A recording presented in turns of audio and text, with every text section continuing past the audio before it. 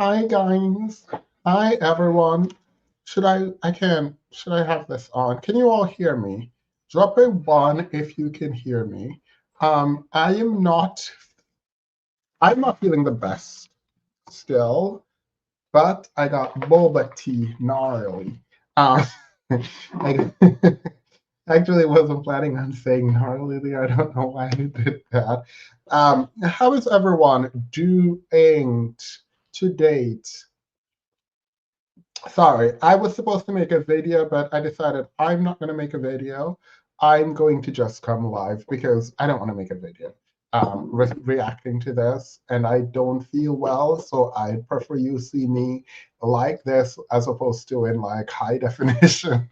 As opposed to high definition. They said the audio is good. Okay, good. I have the right microphone. No, wait. Is it good? I don't think the. Can you hear me now? Can you hear me now? Is this better? Is this better? All right, you said better. Good, good, good. The ladies who came on Friday, absolutely love them down. They dragged me for filth. And I appreciate it. I really like that live. If you haven't seen the live on Friday, you should watch it. It is a from top to bottom, it was an amazing ride. It felt good. It was amazing. And I think you all would really, really, really love to watch it. So that's that on that. I need you all right now to drop in the comments your degrees in school. I want to know what you were studying in school. Let me know what you were studying in school. Drop what you were studying in school. How is your throat chakra? I'm still sick, but I got boba tea gnarly. I just really like gnarly. No, I hated the song so much when it first came out, but now I like it. All right, journalism and finance, biology, defense. I'm not reading that. All right, let's play something. I will not respond to this, but I'm just gonna play it and then we can start the show today. Welcome everyone. Happy Sunday, happy Sunday, happy Sunday day. Cancel. Sorry, I need to show something. This Bachelors of Science in no, that's not the one. That's awesome, but that's not the one. You and I have two I have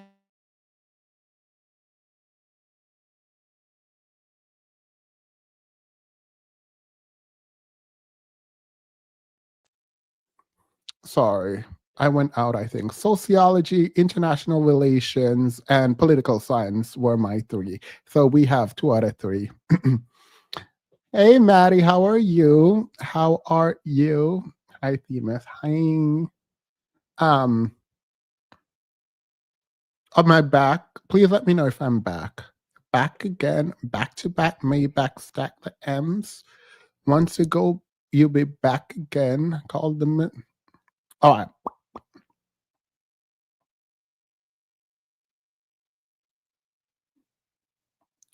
Also, say hello to y'all's child, nephew, niece. I don't know if it's a boy or a girl, but say hello to your peoples. Um, all right, let's watch this now. I will not make commentary on it, but explain to me how I have 4 degrees and still can't get a job? Can someone explain to me how I have 4 degrees and still can't get a job? BA in communication, BA in Spanish, BFA in dance. Get ready for this one.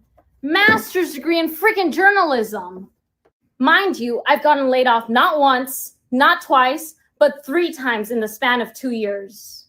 So if you're feeling behind, just know you're not alone. Basically, we're all cooked.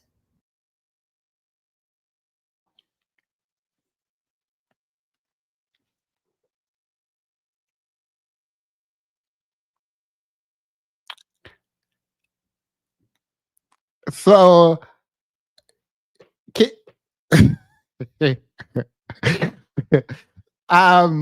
she want to know. Anyway, good luck to her. You know, let's just, let's just.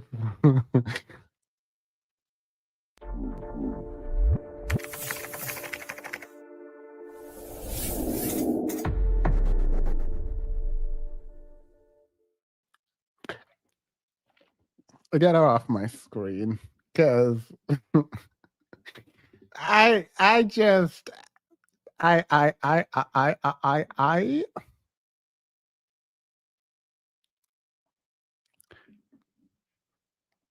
I mean, she asked for some suggestions. If you guys have suggestions, you can put them in the chat. But I I feel like when you gotta you gotta like, sorry,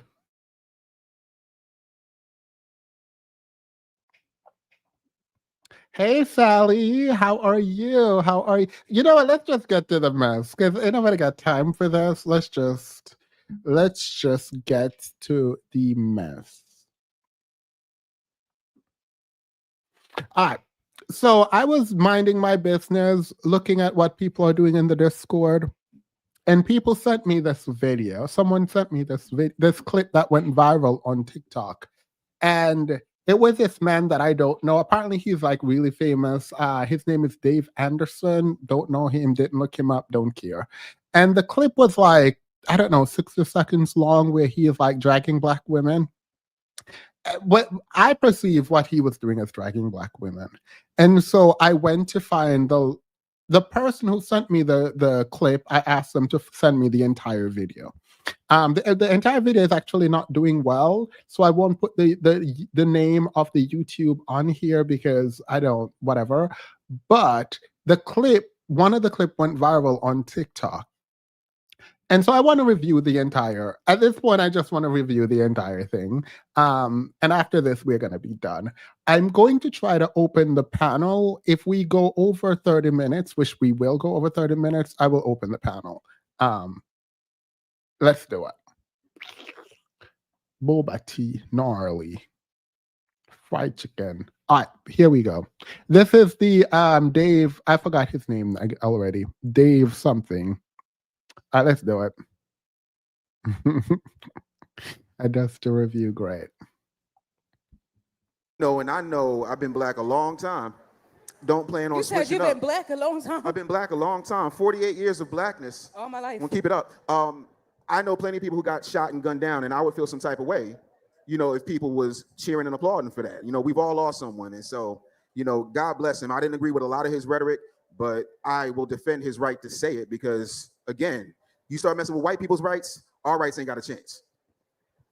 And Dave Anderson, y'all, I told you he was opinionated. Now take us back home. What was home life like for you? How did you get so articulate, so smart, so successful? My dad was a cop.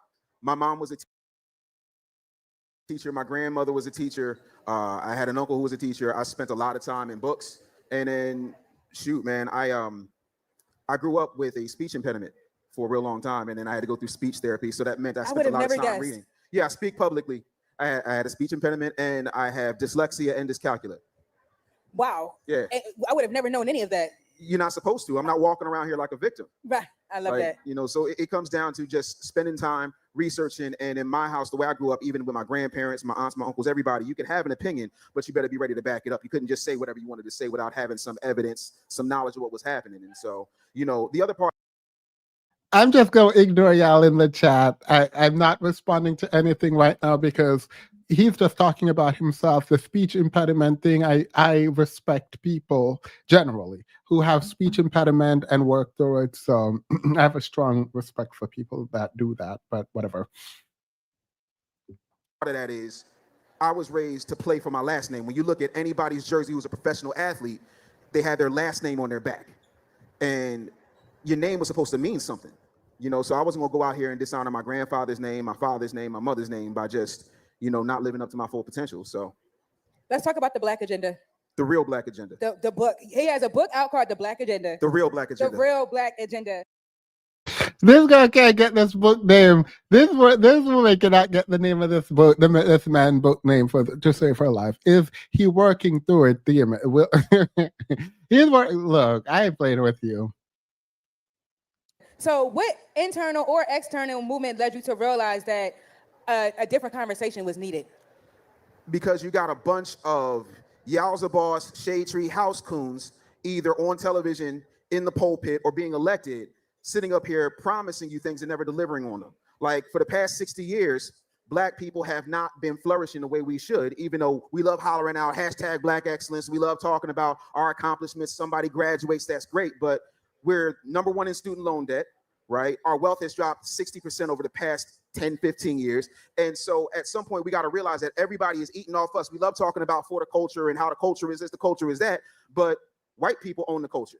It's our culture, but they're monetizing it. And so at some point, you got to realize everywhere else you go, like when I was in radio, I lived in 34 cities in 19 states, and I saw the same thing everywhere. There was a Chinatown, there was a Little Italy, there was a Koreatown, but I didn't see Brothertown or Black Girl Magicville.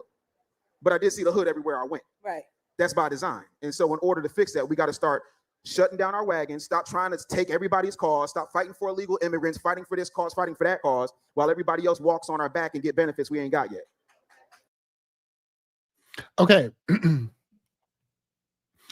I won't push too hard on this because I think that there is a sentiment that immigrants are coming over and taking from Black people who were born in America.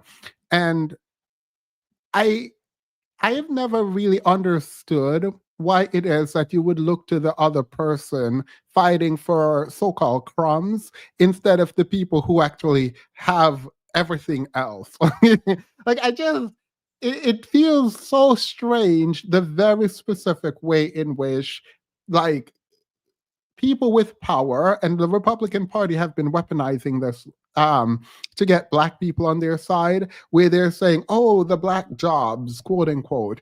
And it's talking about like jobs that no one wants to do, as if those are Black jobs, one thing. But on another and a deeper psychological level, it is the fact that the inequality that exists in America is due in part to immigrants. And that's that is like the weirdest argument. Like, I've heard conservatives make this argument in order to get Black people on their side. Like, I've heard that. I'm completely aware of that. I am not used to hearing Black people make that argument on their own. Like, taking from immigrants, if immigrants come over here, and they, by the way, particularly illegal immigrants, but immigrants generally, if you take from them what they're getting in America, it doesn't actually like increases your wealth comparative to what it would look like your wealth if you look upwards to the people who actually are like separated from you based on socioeconomic positioning. Like, the people who control 85% of the resources is probably where you should be looking in terms of aid. Mind you, this is the same kind of rhetoric that was used to get white people to be against welfare when they tried to promote Black women in particular, but Black people more generally, as the beneficiary of welfare. And rejecting the quote-unquote welfare state was, in a lot of white people's mind, an attempt at preventing Black people from accessing something that white people also benefited from. And so it was a weaponizing of racism to get policies that do not benefit the poor. Similarly, the weaponizing of xenophobia to get Black people to fight against their interests on one hand, but also look away from the people, the seats of power, and the seats where resources are being stashed away, is absolutely insane to me. And I didn't think it would work, but listening to him talk right now, it feels really insane that he's adopting this version of like hating the immigrant, or not even hating. I don't think that's fair to say he's hating the immigrant, but using the immigrant as a means to describe and engage with Black inequality in America. I think that's a weird thing to do. All right. Talk about it. Now, with the Black agenda, did you The real Black agenda. The real Black agenda. Did you struggle with finding a balance between, being brutally honest and not being offensive in your book? If Black people can't take brutal honesty at this point, then I feel sorry for you. You're not my audience. Like, at some point, we got to stop coddling people. Like, we the only group of people that sits up here and tries to make all these arrangements for our trash. So Never. So, I don't know how I feel about calling large swaths of people trash. So referencing the people who need help, for example, or I don't know who he's calling trash in the Black community. So that's like a whole different thing. But like, even when we think about the white community and like the opioid epidemic, they medicalize that, right? And so they're trying to help, at least it looks like that way. They're not really helping, but trying to pretend to help those who are the most in need and have the least access to resources. But I don't, the idea, calling large swaths of Black people trash is diabolical to me. I'm just going to move on. Also, like, brutal honesty is not a thing. Like, you can be honest without being brutal, and you can help without speaking down to people. You can engage without disrespecting people. So, I mean, it's his way, I guess. I don't know. I don't appreciate it, but he's not. I am not his audience. Should have ate it. Wait, Big as hell. So what's Check your times, y'all. what's your thoughts about him? How do you feel about him? The same way I feel about most of these mega preachers. What good are they? All they do is yowza boss.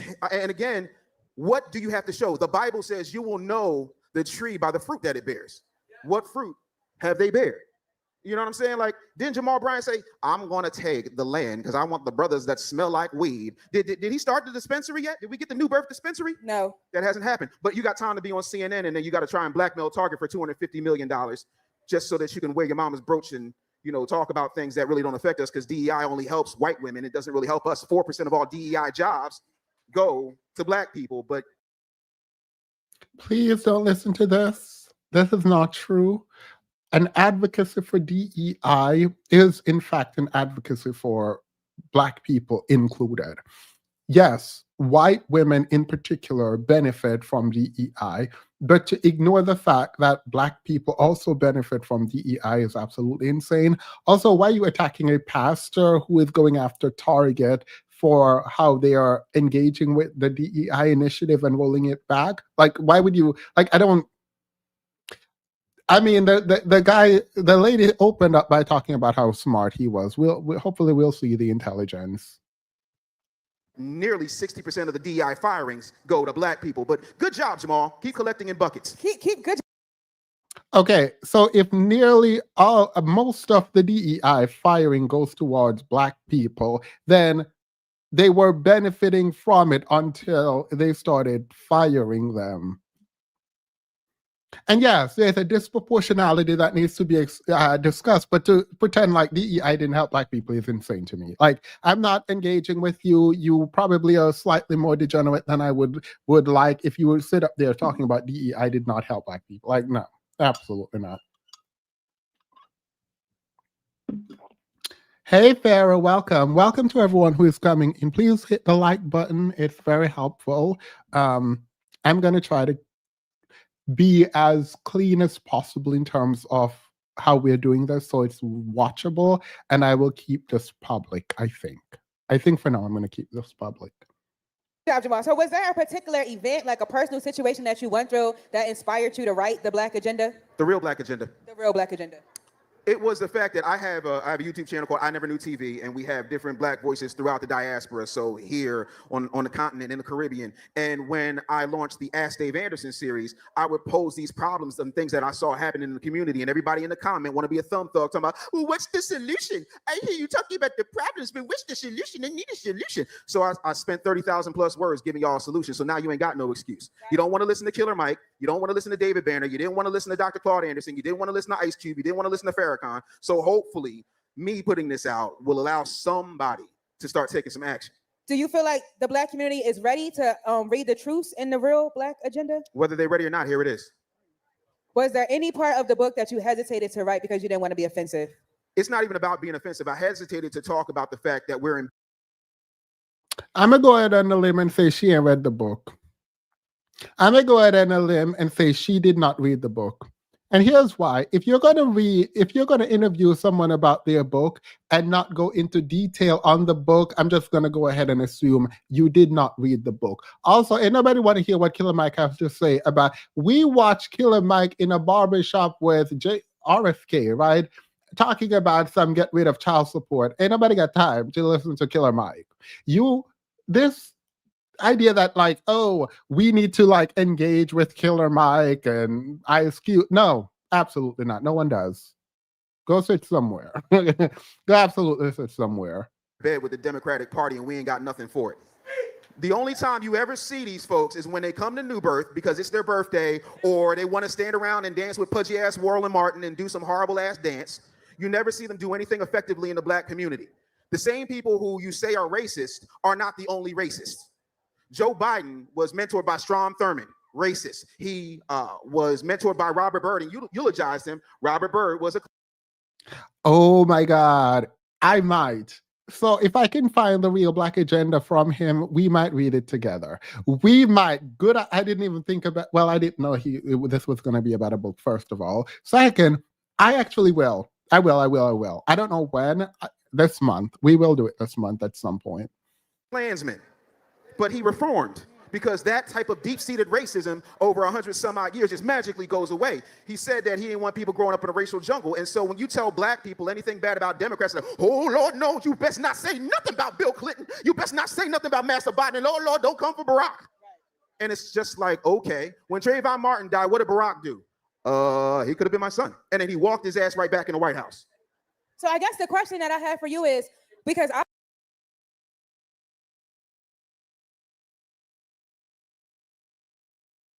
So I don't know if I don't know if I should engage with the throwaway comment about what did Obama do when it came to Trayvon Martin. Because the comment, by the way, that he could have been my son literally tore up the Republican Party. If you go watch the New York Times interview that Ezra Klein did with Ben Shapiro credits Obama's statement around Trayvon Martin could have been his son as to why racism was re-emerging. Like this month. This happened like this month.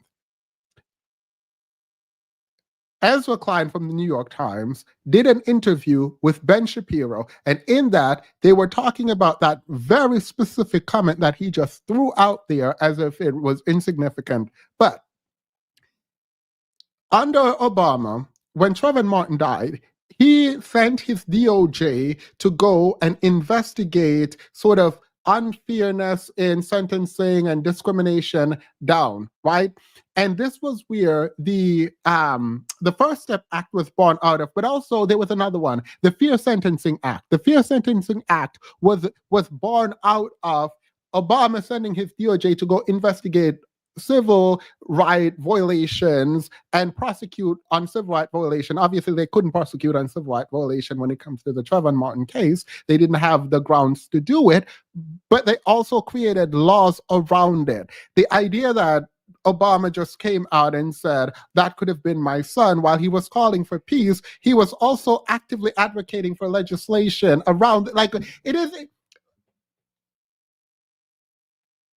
One of the things that I do hate about the Democrats is that they do not promote at all anything that they do. Everything they do happens away from everyone in a vacuum, under the covers, hidden away. And it is so insane to me because people keep asking, what did the Dems do for Black people, and this is like a phrase that I'm not quite sure if people are like actually asking. Whenever I hear it, I don't know if people are just saying it to say it or if they're asking the question, because every time I find myself answering about funding HBCU, First Step Act, Fair Sentencing Act, prohibition on stop and frisk, the healthcare, the infrastructure deal from the Biden-Harris administration, the business loans for Black women and Black people more broadly, firms getting money, the Fair Housing Act, like all of the ways in which Democrats benefit Black people, I'm always taken aback because I never quite know if they want that. Whenever I say it, it feels like they don't care and they didn't want an answer, and we just move on. And I'm not telling you who to vote for. It is just odd when people are like, the Democrats don't do anything for Black people, and then you're like, no, that's not true. Like, you can say they should have done more, but more compared to who exactly? Like I don't know. Like I don't know what to do. Like I don't know what to do. And like I'm in the space where I'm like, whatever we get for right now, we deserve, kind of, because like like people don't want to educate or engage. They just want their own biases fed. And I'm not like I can't. I can't. Because they never say that in reference. Yeah, they don't. But I think the reason is because Black people vote overwhelmingly again for Democrats. But to pretend like you don't get anything is insane. I think a better argument, though a more complex and nuanced argument, is to engage with what we should be getting, how much more we should be getting, and that kind of engagement. He wanted the president to burst into the courtroom and young cameraman up, yell, "This is from the Black agenda," and throw him over his shoulder and carry him to jail. Yeah, it looked like that's what they wanted to do. I mean, there was, under the Obama administration, there was like $13 billion aimed at like Black firms, white businesses, and 53% of that was operated by Black men in particular. And so, again, I know people don't like Obama.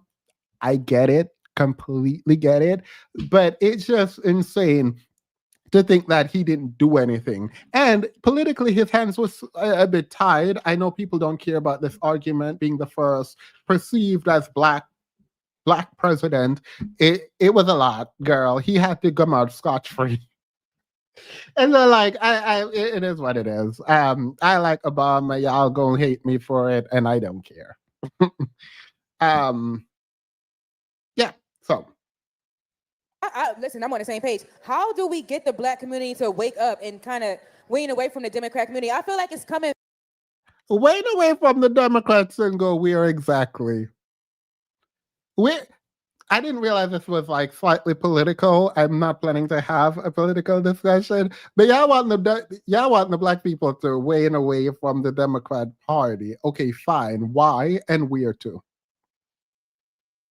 Because if you don't believe the Democrats give Black people anything, fine.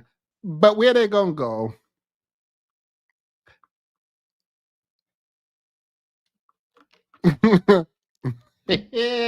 Yeah, I'm sick.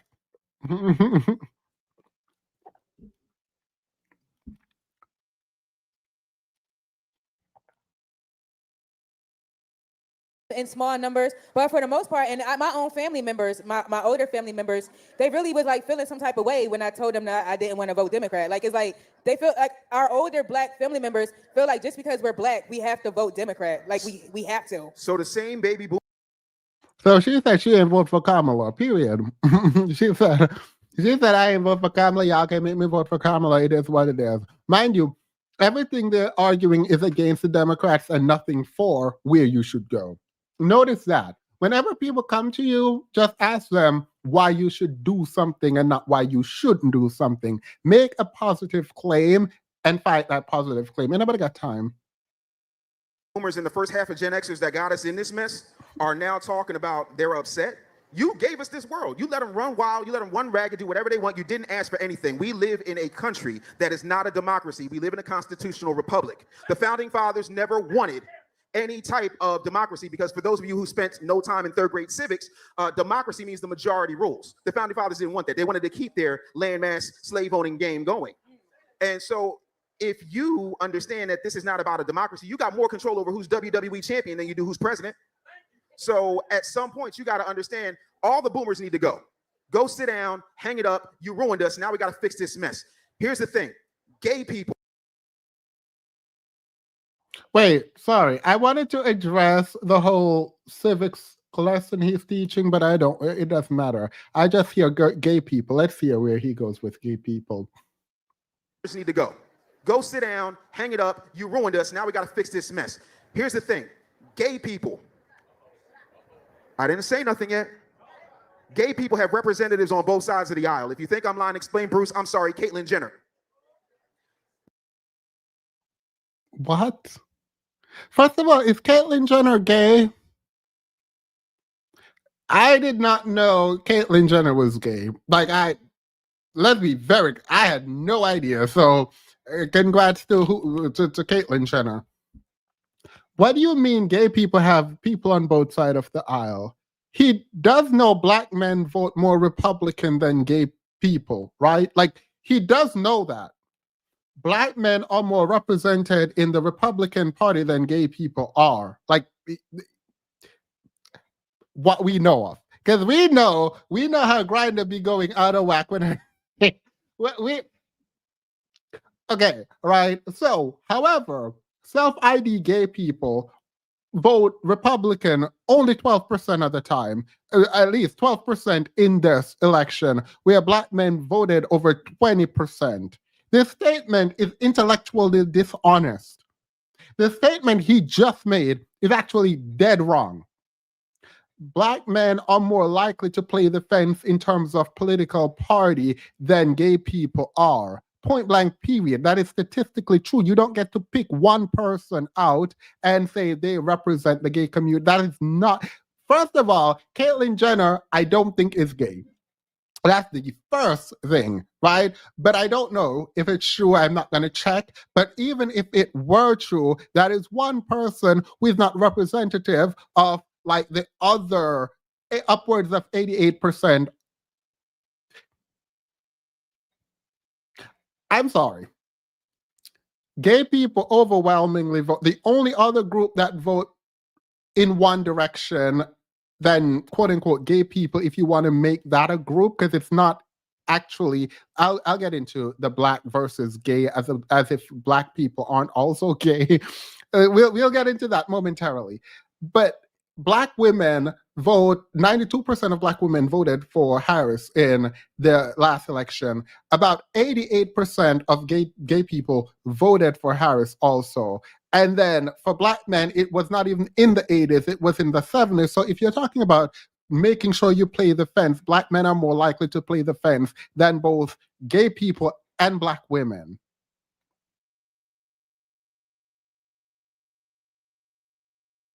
Like this is out of pocket. I don't like when people like just misrepresent something that they can go easily research. People are writing books and yelling on microphones. If you don't like it, what others do, then do your part. The more hands, the better. All people just want to talk and critique, but nobody has the answer. I actually agree with this in large part. And I'm not even mad at people talking generally. I wish we cared a little bit more about being statistically accurate when we spoke or when we speak. Not in the past, but whenever we are speaking generally. Because this is unfortunate because it's not true. It is black men are more likely to play the fence when it comes to politics than gay people are. Hispanics have people on both sides of the aisle. Who's the Chinese American leader? You don't know who they are. You want to know why? They too busy running Chinatown, and it doesn't matter how many conglomerates I put up. It doesn't matter how many businesses I acquire. I can't buy an inch of land in Chinatown. But yet and still, you got Chinese people giving you chicken wings covered in MSG. You got Korean people doing your nails, putting gel in it. You realize gel manicures just got banned in the UK? You got Indians and Ethiopian people giving you Dunkin' Donuts. They tell you there's no money in the hood, but McDonald's don't build nothing that is not a profit center. So why there's so many McDonald's in the hood? They convince you that the hood was the problem, but the problem is the hood has not woken up to what's really happening. And so I don't really give a rat's ass. If you go independent and you say, give me something for my vote, are you dating? Are you messing with somebody right now? Have you seen somebody recently? Who, me? You. I'm talking to you. You mean like, am I married? No, I know you're not married. Sorry, I am not about to address any of that, like, at all. What I am going to say is there is a certain way that so-called leaders of men speak whenever they're doing. It happened in the barbershop too, with RFK. It was very strange because they say nothing, but they say a lot of words all at once, but there is no policy prescription, there is no meaningful engagement, and they're just like kind of talking and going around corners without actually expressing any ideas. I don't fully understand at all why it is that if you're going to talk about like within the Black community and quote unquote ghettos that we need to fix it, why you wouldn't just start off by talking about what we need, whether that is education, capital investment, the kinds of businesses, and also how to get those things. Like, why would you go disrespect Chinatown, Koreatown? Like, I don't understand why that comparison is made in the way that it is. If you're not going to then talk about infrastructure building and talk about how they did theirs and how we can do ours, I don't understand why people do this. I don't know why people talk like this. And like, he's just like very like confrontational in your face, but like nothing is being said. And it does feel slightly like if you don't engage with him and accept what he's saying, and if you push back a little bit, it's going to be a problem. But you did not say anything. The reason I'm stuck on this, by the way, is because I really wanted to hear something of value and meaning. And all he did was disrespected a bunch of different groups of people and then Black people and said we have potential without actually saying how to actualize it. But I mean, are you seeing somebody? Have you seen somebody before? I'm not married. Have you been on a date before? Yes. Okay. Did you just say, you know what, skip the date, we just gonna go home? No, you want to make sure that this person is invested in you, cares about you, you want to know how they act. But you're treating your political future and your community's future like a one-night stand and you too horny to do anything about it. And what do? They come along and they fuck you. Excuse my language, but that's the only way I can say it. You mean the Democratic Party? They come along. The Democratic Party knows that y'all not going nowhere. That's why they were so big on these illegals, because they want to get a second voter base that's going to be loyal to them. The Democrats were big on illegal immigrants because they wanted a second voter. Okay. First of all, sorry. This is, again, another Republican talking point that doesn't make sense. The illegal immigrants they claim are coming in are Hispanics. So that's exactly who they're talking about, right? How do you know they're going to vote Democrat? And if you had your bet on that, you would be wrong. Mind you, illegal immigrants cannot vote. That's the first issue we have. The second issue is Latinos are moving more Republican now. So even if you were talking about them coming over to vote for Democrats would be playing a losing game where they would be, quote unquote, inviting illegal immigrants to have children here. And then later down in the line, those people who can't vote will ultimately get the right to vote, and their children will get the right to vote, but also grow to be 18 and then vote for Democrats.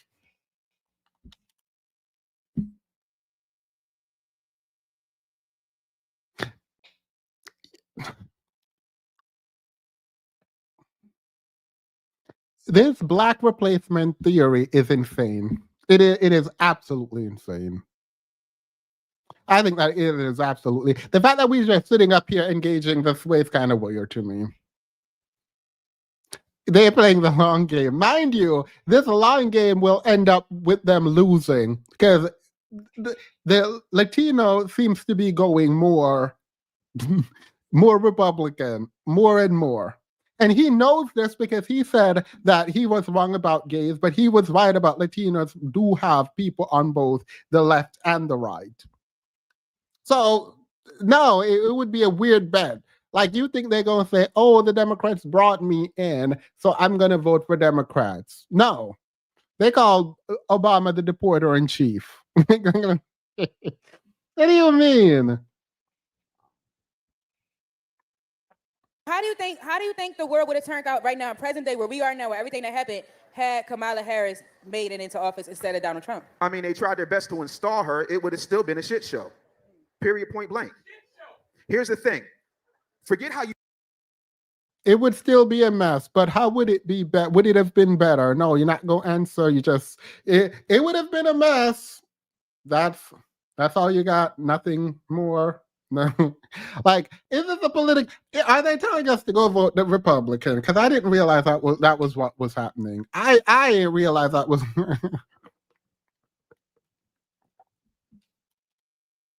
You feel about the former vice president. Forget whether or not she's black or Jamaican, even though I have never heard her finish the sentence, boom, bye, bye, in about a boy, it. She don't know that. For those who do not know what he was just saying, he was talking about unaliving gay people. That song he just sung, it was about unaliving gay people. It's a very specific song. She graduated in 1986, but swore she listened to Tribe Called Quest and Snoop Dogg when she was in college. All of that aside, nobody voted for her in a primary. She went on The View, which is friendly to everything Democratic and everything female, and they gave her a low IQ question, which was, if you could do anything different than what Joe Biden has done so far, what would you change? I wouldn't change anything. Joe, we did it, Joe. What did she do? What did she do? At 29.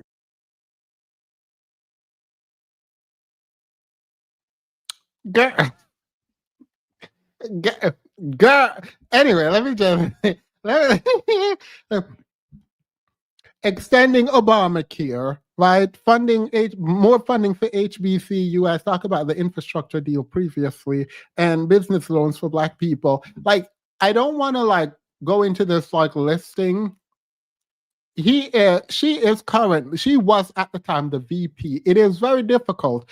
Part of the reason it was hard for Kamala, for Vice President Harris to run, is because it would have been very difficult to divorce herself from the president. It would be very difficult to do that. And so it's not the easiest thing. And if you don't like it, you didn't vote for her, that's completely fine. Don't care nothing about that. I think that it is insane to not be able to answer the question about what's the difference and the potential difference for a world where Harris was president versus where Trump is president. I feel like you did not want to engage, and this is where I believe you are disingenuous. I believe a lot of these people are disingenuous because they literally cannot engage. They cannot engage with meaningful discussion about who would have done what and when, where, and why that world would have been better than this world or not better than this world. They don't engage with that. They only talk about the negative for the team that they hate, and that's it. There's no engagement. There's zero engagement here at all.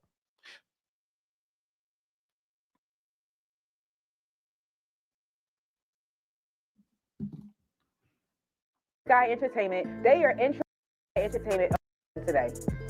Media platform. He has an amazing media platform. It's about pushing the needle and using your brain. Now, you spoke also about Roland Martin. I did. And I got a quote.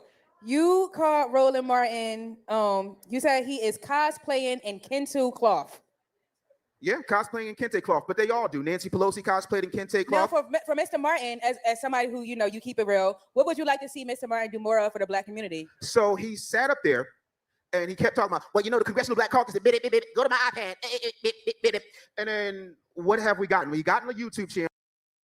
Yeah, he's too caught up in performing and that whatever he's doing. I will never defend Roland Martin, so Because he can't keep a job in mainstream broadcasting, and then he bitches and moans all the time about how he's not getting enough money, but he got $300,000 from Kamala Harris's campaign and still couldn't help her deliver Black community.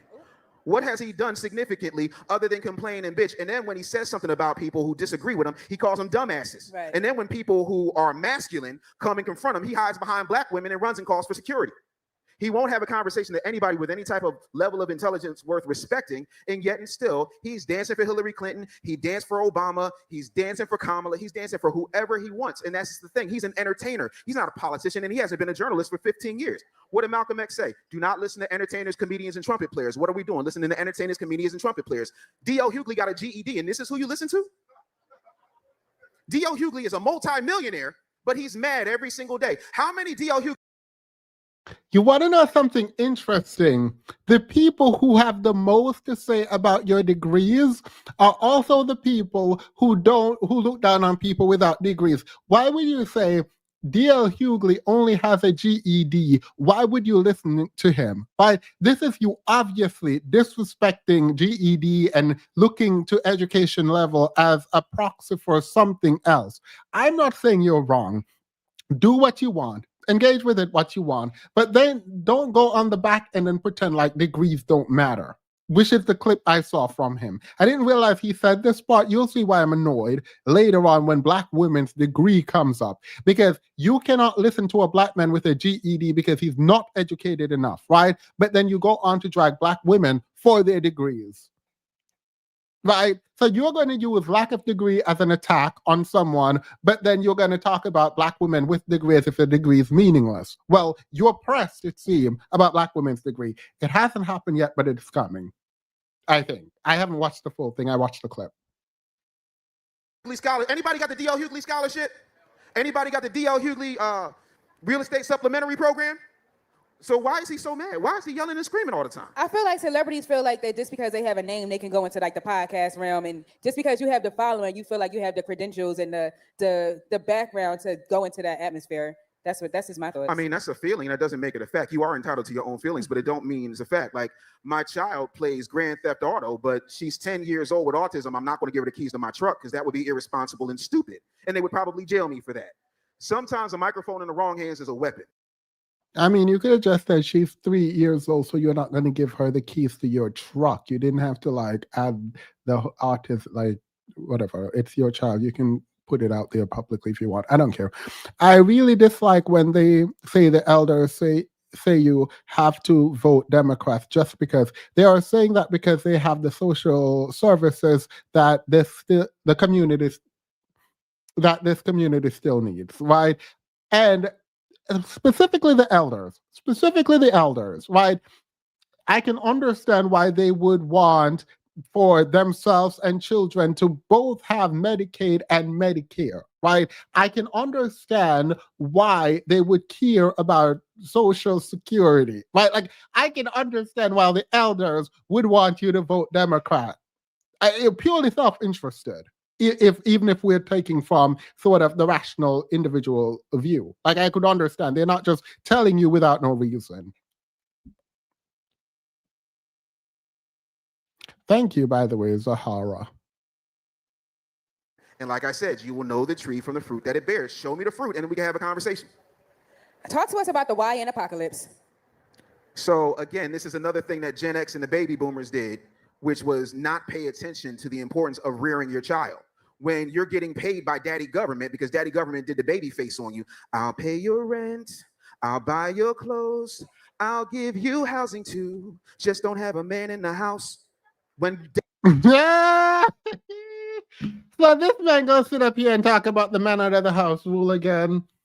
Here's the thing. I really, really want to be empathetic about the man out of the house rule, but it is something that occurred for only 4 years in the 1960s. And because of that, in only a few states, and because of that, and Black women went to the Supreme Court, a singular Black woman went to the Supreme Court and got it overturned. It is insane to me that that is the excuse that these men still use.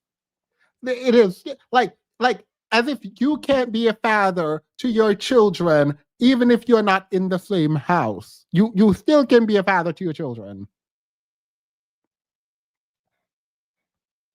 Also, you would have to be pretty down and out, completely off, to be replaced by food stamps. You know what? Let me stop. Let me stop. Let me stop. I'm not going to do that.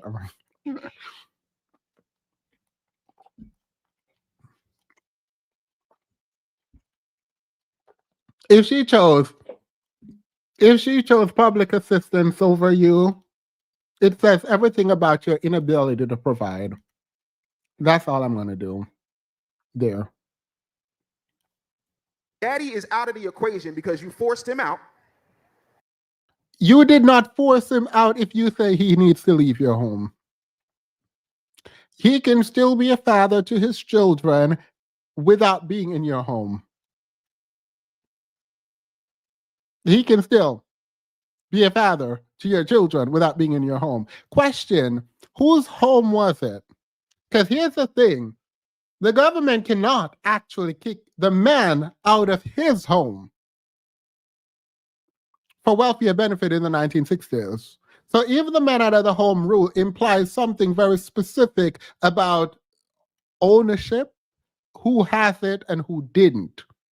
So these men were not providers. They did not buy the home. They did not have you in the home. You weren't married with these men in their homes and they got kicked out because no, that did not happen. If it was public housing, then they couldn't afford it. They could not afford a home.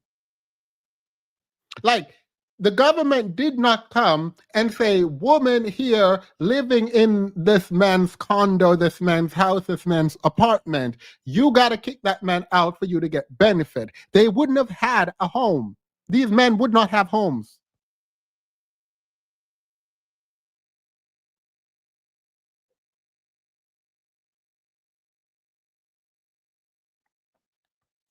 This is like, if you actually think about what these people are claiming about you choosing welfare over men and you kicking men out of the home, you start to get a picture if you look beyond the initial shock of, oh, these women didn't want these men. Take that, sit with it, whether or not you believe that, because these women were being abandoned by men. Let's be very clear. But let's sit with that for a minute. Take that as reality. A couple things you need to understand. First, these women did not have homes that were provided to them by these men. That's the first thing. The second thing would be these men could not afford to take care of the woman and the child and themselves. They could not. If they could, the woman would not be choosing welfare over the man. So that's the second thing. The third thing is, even after you've been removed from the home, right? Even if that were true and you were, you could still be a parent to your child outside of the home. And so what this leads me to believe is that the archetype of the man who you would be pointing to that was removed from the home would be a deadbeat, generally, or someone who is down on their luck, which is sad, but even if you're down on your luck, if there's no one providing for the woman, what would you want her to do? Also, this would be only for 4 years in very few states that was overturned in the 1960s. The fact that we're still in 2025 pretending like the main push around sort of instability for Black manhood is somehow about the man out of the home rule, that is absolutely insane. That is insane. We've had this discussion so many times that it kind of feels redundant, repetitive, uninformed, useless when I say, because it just feels like I'm just setting myself on repeat in a way that I'm not investigating the actual statement anymore because it's just so dumb. And when they say we, and when he's talking about you all, he's only talking about Black women, because who would he be talking to saying the government was singing to them about, I'll pay your rent, I'll cook your food, I'll give you a home too? It's Black women. So the YN, quote unquote, issue in the Black community is a problem because of Black women. That is what he's saying here. He doesn't say it explicitly, but he meant Black women.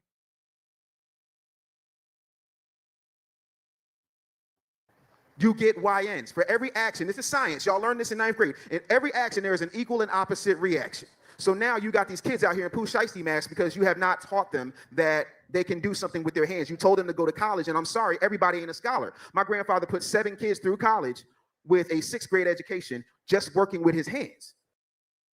You told them to go to college, but everyone ain't a scholar. You can go to college, but also if you don't want to go to college, you don't have to be a scholar to go to college. Let's be very clear about that. So it's either college or the streets, but also to pretend like people aren't, mind you, this is something Obama cared about, trade schools and developing trade schools, which another thing that he's going to ignore. But it is absolutely insane to me that you think people weren't actively engaging in getting boys into trade school and that they weren't aware of trade school.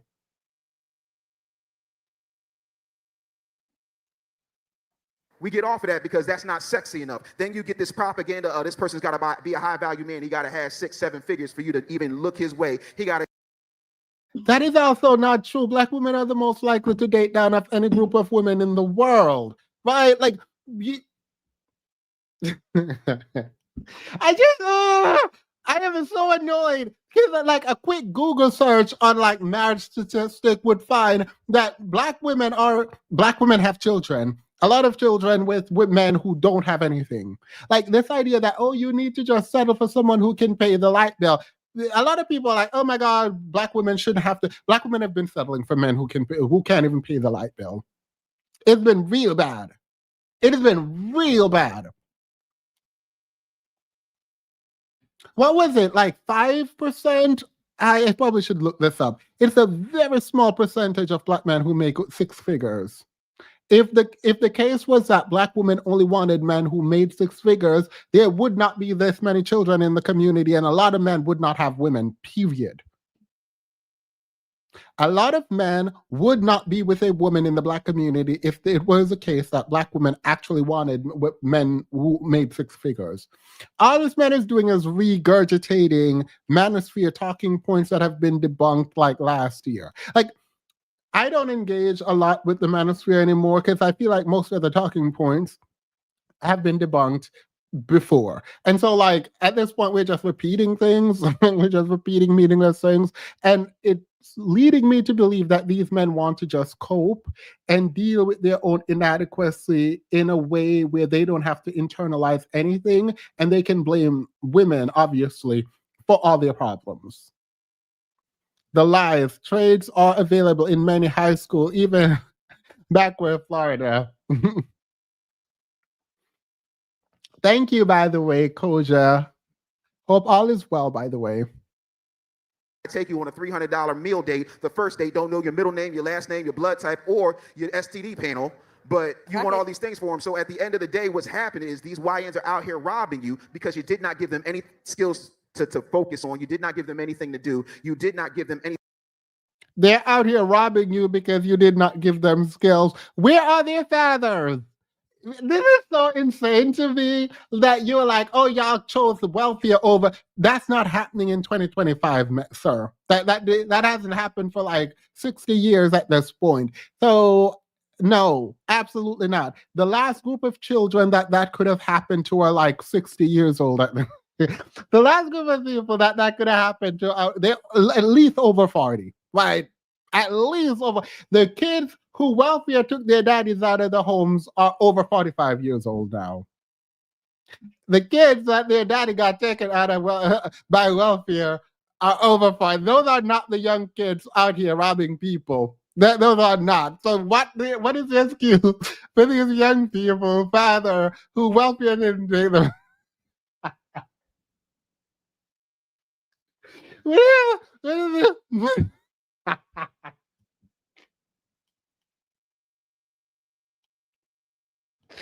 Man, so because the daddy ain't in the home, that's why they're right. Period. Period. Sense of self, you did not build up their self-esteem, and you did not hug your boys. You let your boys run and let the streets raise them, and now you're mad that it's coming home to roost. You Who is the street? Don't just say you let the street raise them. Who is the street? Who is the street? Who is the street? Because he's so specific about dragging like black women, but then you're like, oh, the street. No, other black men do it. Say it fully. Like, don't play these games. I don't like these games. Demons, what was the method of extraction? Yo, that video of Sin calling the welfare department or whatever. I don't remember where she called to ask what was the method of extraction and can they put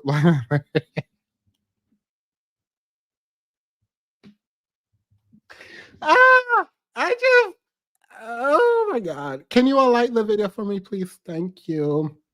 Apparently YouTube is like, I saw a bunch of YouTubers crying online about their viewership dropping. I have seen my viewership dropped also, so can you like the video? I don't think it will do anything, but YouTube be hating and all of that. Imagine me like making a community post whining and crying about my channel, just FYI, because that's happening. That is actually happening, that like YouTube is like preventing the video from reaching a wider group of your subscribers.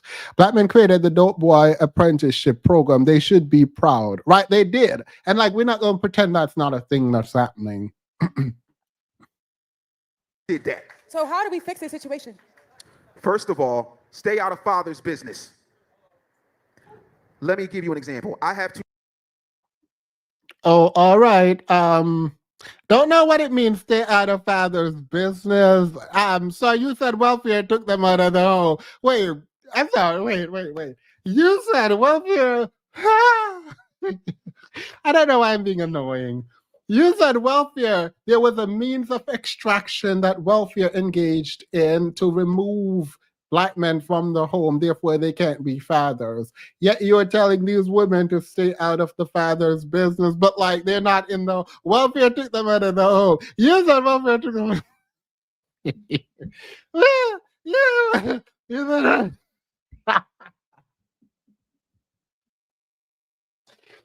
said welfare. You said welfare. All right, let's hear what he's saying. You said welfare to the. I'm so annoyed. This is actually kind of weird. You said welfare took them out of the home, yet you're telling mothers to stay out of father's business. Is the father business to raise the boy? I feel like that's what he about to say. That mothers are supposed to raise girls and fathers are supposed to raise boys. I think that's where he gonna go, and that's real dusty. So let's get into it. Yeah.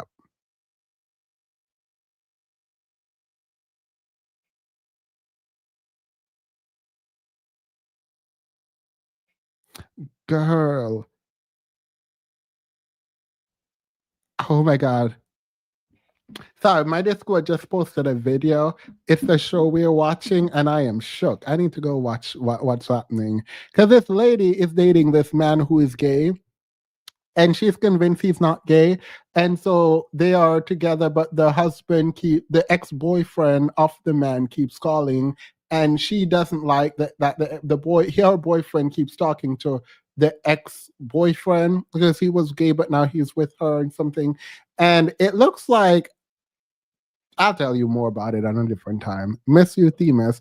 Lovely lady, miss you more. You've been here for 37 months. I appreciate you. Hug, hug, hug. No, it's not Love is Blind. It's like my boyfriend and me or something. It's like sister. I don't know. The Discord have me in there watching all kind of foolishness. I was watching Noah's Ark the other day. The Discord don't know good shows because Noah's Ark is not good. I said it. Noah's Ark is not good. Boys, you let your boys run and let the streets raise them, and now you're mad that it's coming home to roost. You did that. So how do we fix this situation? First of all, stay out of father's business. Let me give you an example. I have 2 daughters. I know nothing about menstruation. I watch my children come into the world, but I don't know what it is to have the pain of childbirth. I stay in my lane. Protect, provide, back up my wife. If I had sons. Okay, so you don't raise your daughters. Okay, so you don't raise your daughters. No, Ark wasn't even good in the Bible. When you say you protect, provide, and back up your wife or her mother, you don't raise your daughters. You just like leave the raising of your daughter to your wife.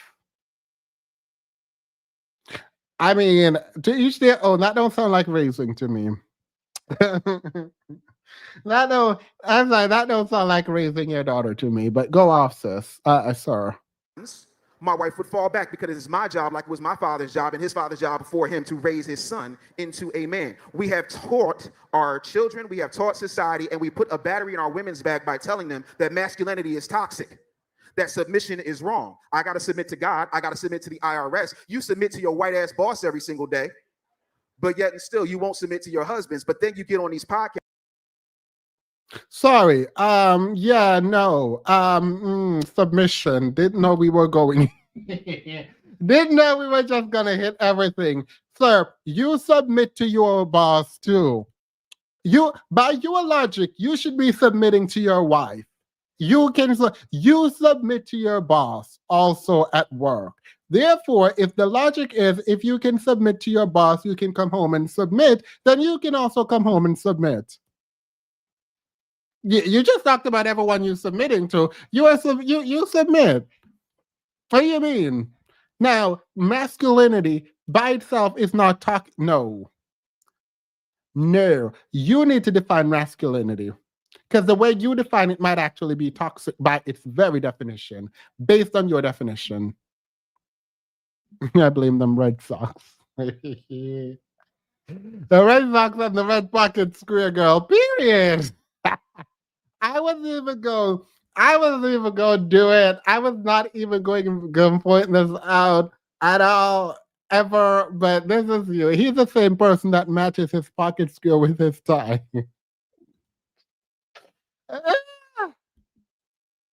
As you get on these television shows, you watch these reality shows that are scripted, and you sit up there and you say, I want a man who's a provider. No. Your husband is supposed to be a provider. We out of whack. Iyanla Vanzant told y'all was out of order, and nobody wanted to hear it. So maybe I feel like with the submission thing, I feel like, because that's like a hot topic on the podcast world with submission, but we keep telling Black women to submit to men that don't have their life together. Who said that? How can why this girl gonna get dragged? I know y'all said she should push back, but I was actually preferring her not to push back because she's setting herself up to get dragged. This man don't care nothing about her or her whatever. He gonna drag her.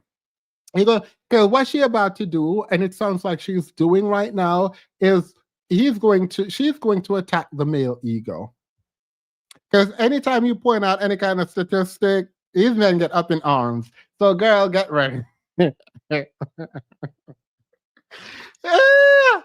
hate this for her. I hate this for her. I hope she can actually defend what she's about to say. I really do hope he seems that way, and I would not want to.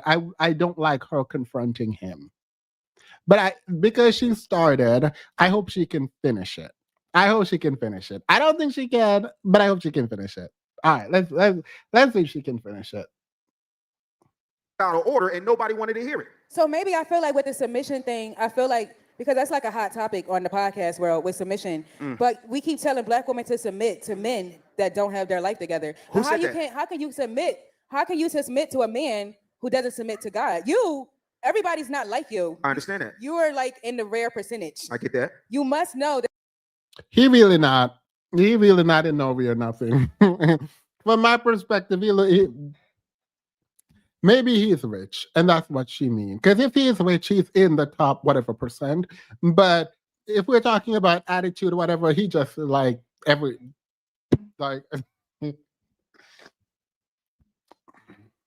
She's trying to not get dragged.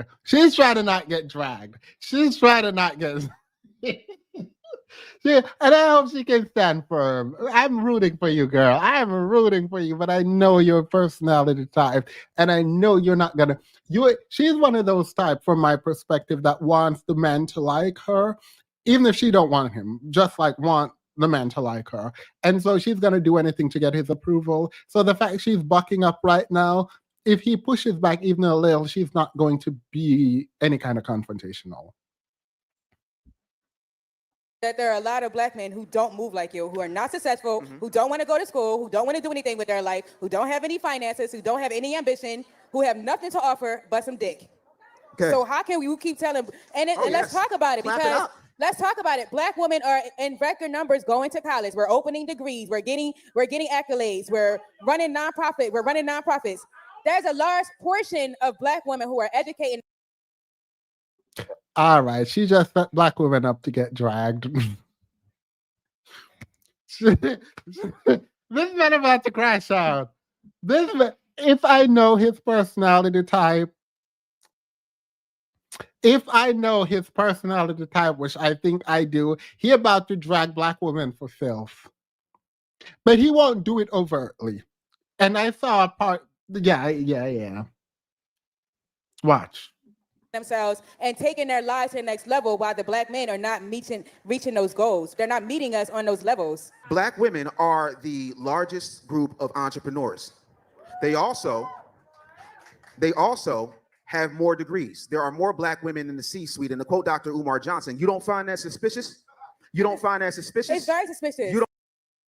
No, I don't find it suspicious. If they're more degreed and they go to school more often, yes, there would be more Black women than Black men in the C-suite if they're more educated and more qualified than Black men. No, I do not find that suspicious in the least bit. Because the implication here is that Black women did not work hard for what they have, but it was given to them to elevate them over Black men. That's the argument he's about to make. But no, why would it be suspicious if the group of people who went to school and have the education would be overrepresented in the comparison to their counterparts who didn't go to school and don't have the like that? That's not suspicious. Like why was it?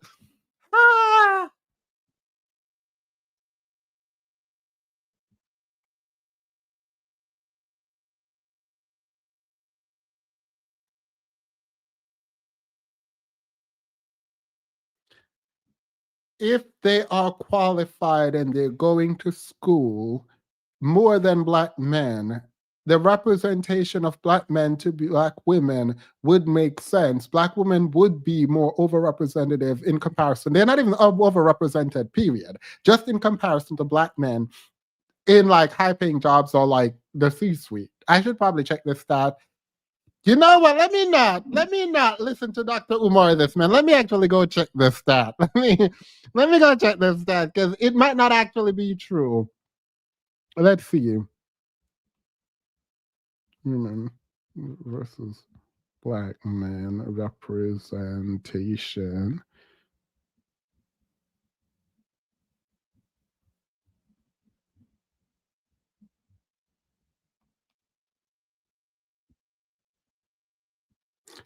I'm gonna put in the US. I'm gonna limit to the US.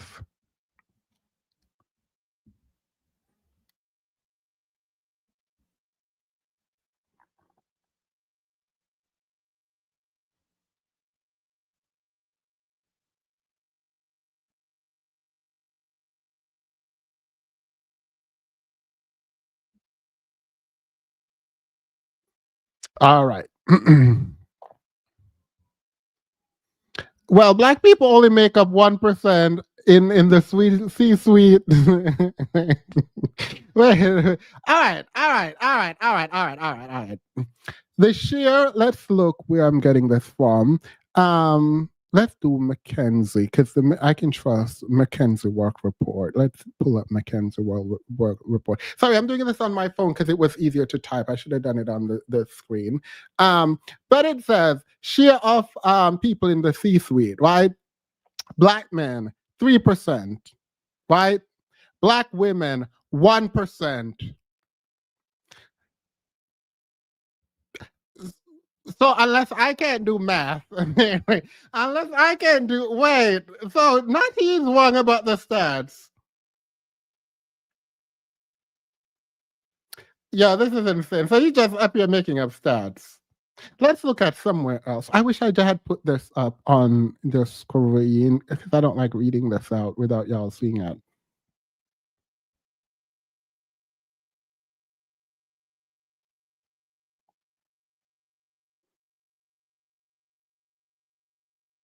So trend, let's see, Black men's representation has ticked up slightly driven by high profile appointments. Black women gains are minimal, with regression in the promotion post 2022 amid DEI backlash.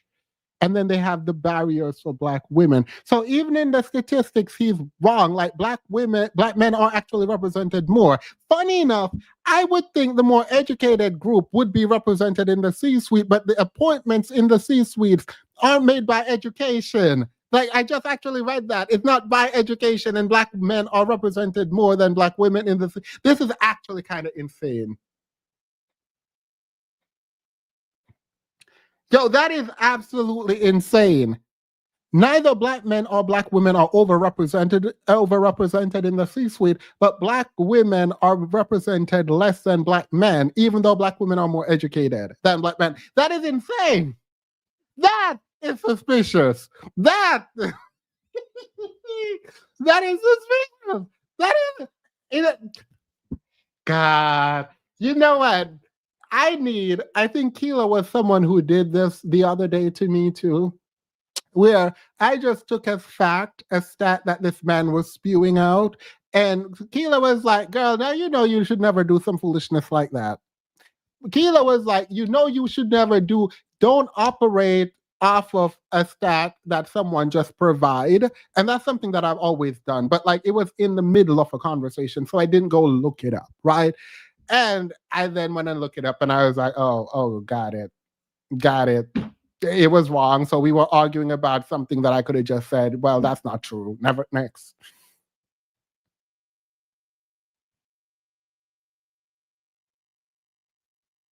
This is absolutely insane. Because when he said it, I was like, oh, it would make sense that Black women would be more like represented than Black men in the C-suite. Because if you go to school, blah, blah, blah, yeah, you would be.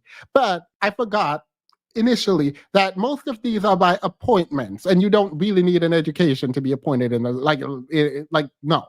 So like I didn't really think about it all the way through. And now that I have, I'm like, wait. So yeah, what you said is now suspicious, but the suspicion is because y'all would know. Let me leave that alone. That is insane. Don't find that suspicious. Go ahead. Let me finish. Go ahead. Black women also have the majority and the highest rate of student loan debt, which means your debt to income ratio is shot. Problem number one. Okay, so when you said earlier that D.L. Hughley, people shouldn't listen to D.L. Hughley. When you said people should not listen to D.L. Hughley because of his GED, you were trashing that, but now you are mad at Black women for having degrees because they also have more debt. So you don't like degrees, or do you like degrees, but women should not have debt? Mind you, the issue isn't debt to income that you look at. It is about quality of life. When you went to school, did your quality of life improve after you left and got a job? Did you get a higher pay? Is it true that people with a degree on average make more than people who 3 times, I think it was, or 4 times more than people without a degree? Is that true? Does your quality of life, your overall experience on earth as a human being when it comes to access to all kinds of things, did that improve with your education despite your debt?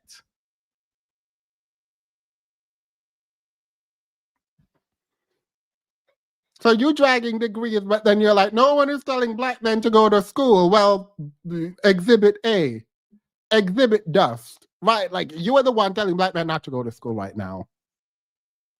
One. Problem number 2 is you spend all that time getting these things on you and not getting any learning in you. You spend all that time getting learning. Tell me this is not the pharmacy foolishness.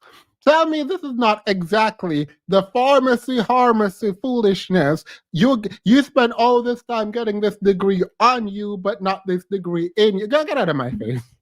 Go ahead, hang it up. Hang it up and get out of my. Go ahead and hang it up and get out of my face. having more degrees than a thermometer does not mean that you understand the temperature of our people. Well, the degrees wasn't to understand the temperature of the people. The degrees was to learn something and get a job, move up in the socioeconomic. Like, what do you mean? Like, you're shaming someone for not doing something they never told you they were going to do. Who goes to school and be like, outside of like African American study, if that's what you want to do. But like, generally, when people are talking about upward mobility in terms of economic improvement, when they go to school for that specific purpose, it is not the case that they went there to understand the spirit of a people.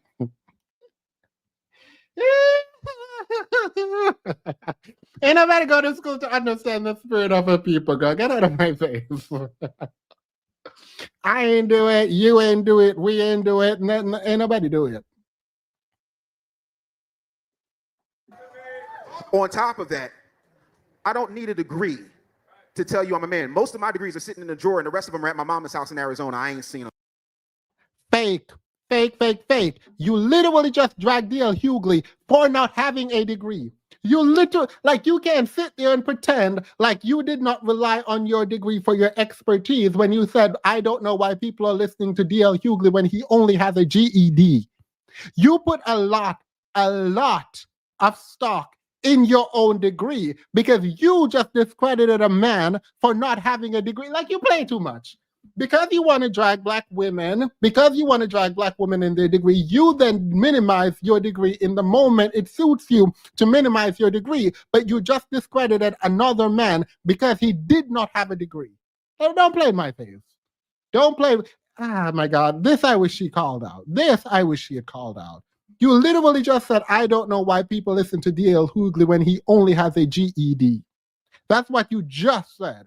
So to sit up there and say, oh, I don't even care about my GED, I'm a man, I'm defined by masculinity, blah, blah, blah. My degrees are at home in my drawer. Okay, so you have a degree. Because earlier you told us to not listen to D.L. Hughley because he don't got no degree.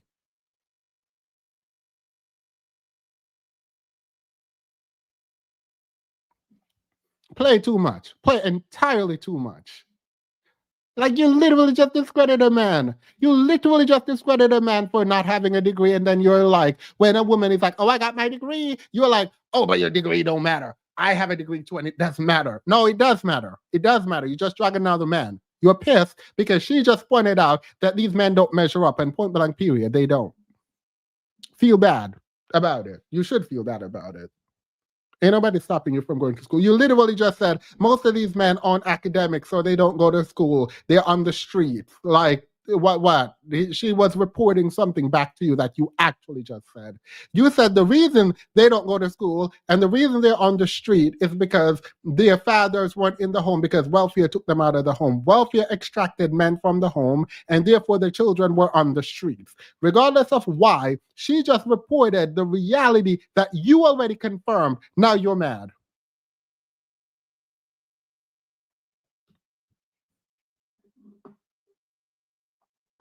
It don't matter. Everything I learned in college was about happening outside of the classroom. But you went to college, Hold on. You went to college, though. I went to college to please my mother. I had a record deal. I was singing back.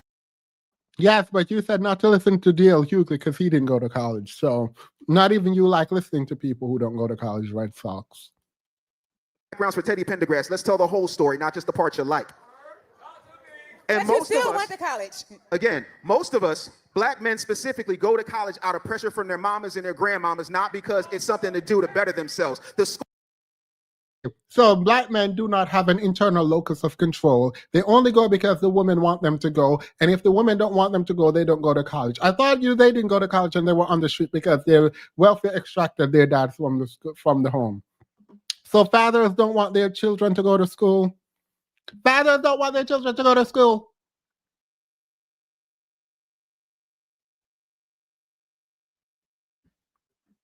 Whole industrial complex is made for black women. There have been several studies on this that talk about the school industrial complex was made for black women. Log out. Log out. Mind you, we're still operating on the system that schooling, the system of schooling that has existed before women could even go to school. 1. 2, before black people could even go to school. Therefore, black black and woman would not be, in any measure of the word, what the school was made for. Like, no one was sitting there thinking about schooling black women and teaching black women in the education system when they developed an education system during slavery and after during Jim Crow. Like, developed before Jim Crow, during slavery, and even after slavery and during Jim Crow, they were not thinking about black people. To sit up there and say that the school system was made for black women is absolutely diabolical. That is one of the weirdest coping mechanisms I've ever seen. That is one of the, like, it is weird to just make something up. Just completely, just completely make something up. Just completely made some stuff up. Mind you, saying that school is made for black women also dissuade men from wanting to go to school. So all these excuses and justification is very strange, and it reaffirms a reality for these men that they have no place in universities.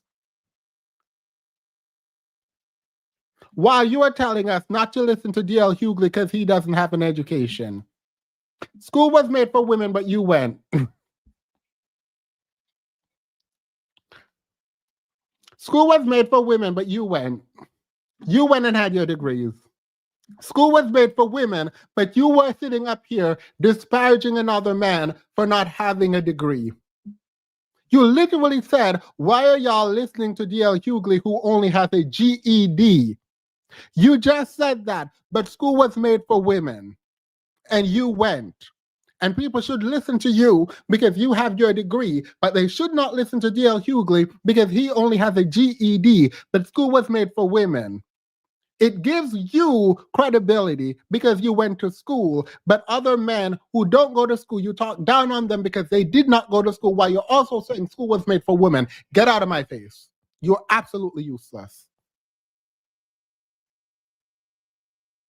Mind you, if people see this, they're going to be mad at me and they're going to drag me, but no one, absolutely no one will engage with the contradiction that was very clearly highlighted. Multiple contradictions that I've been highlighting this entire time.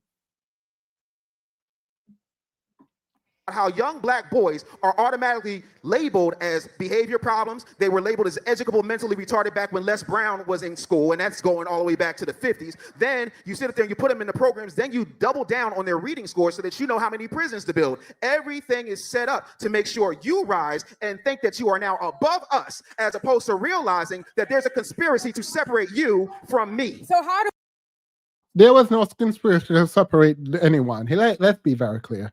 Black women are also demonizing these school systems too, right? Compared to other groups of women. Yet when you start black women out, the research, longitudinal research here out of the top universities provide this.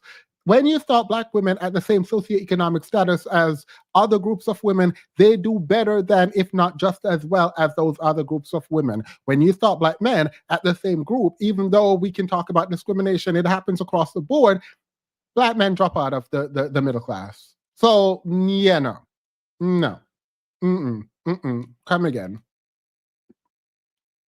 And you cannot blame I think people misunderstand the prison industrial complex, and they use it as a catch-all without engaging with what it means, right? So there's 19 million black men in America, right? I think there's about 19 million black men in America. Sorry, I'm waiting for y'all to confirm so I can say yes or nay. Let's do it. I'm gonna do it. I'm not gonna wait for you to confirm. Percent of the population is black men. All right, so there's 19.5, almost right. It's not 19, it's 19.5, right? Cool. 19.5 million black men in America. Guess how many black men are in prison, jail, or under some kind of supervision in this way? Even if we raise it to 3,000, let's raise it to 400,000. Sorry, not 3,300. Let's raise it to 400,000. Actually, since we're at, since it's like 19.5, let's say 500,000. Let's say 500. There's still 19 million. There's still the reason. Let me be very clear because it looks like people don't understand this. The reason people point out prison is not to say that prison is the reason majority of black men don't do well, because it doesn't account for majority of black men at all. If you thought that, you're wrong, right? That's not the reason. The reason is because black men are disproportionately represented in prison, which is a systemic problem around racism, I believe, but a systemic problem nonetheless that we should solve. It does not account for the rest of the black male population in terms of our success or lack thereof. It does not. So in a conversation where someone is like, the reason we can't do well is because of the prison industrial complex, that is not true.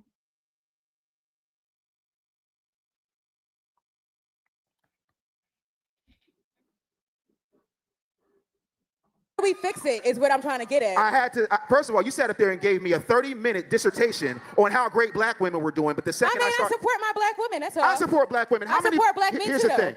The majority of my clients, the majority of my executive staff, my man Ricardo Cordial, who's been a client of mine for 5 We know when it comes to the scammers, black women, Dr. Umar too, the majority of his clients are black women. I promise you that.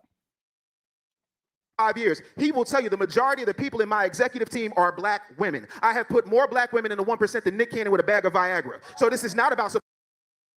Okay, so you're the problem. Because you're dragging black women for things that you are doing. Let me guess, you couldn't find the black man to do the job, so you gave it to the black woman. Mind you, again, I will restrict myself here and say, I don't believe until I see the numbers. Supporting black women. Okay. There's a woman named Anissa Getna who had a nursing business, and she had a credit business, and she went and bought her husband. By the time I was done with it, she went and bought her husband a car dealership, then moved to South Africa. Wait. I thought you said black women don't want to date down. But this woman had a credit business, a this business, and then bought her husband a...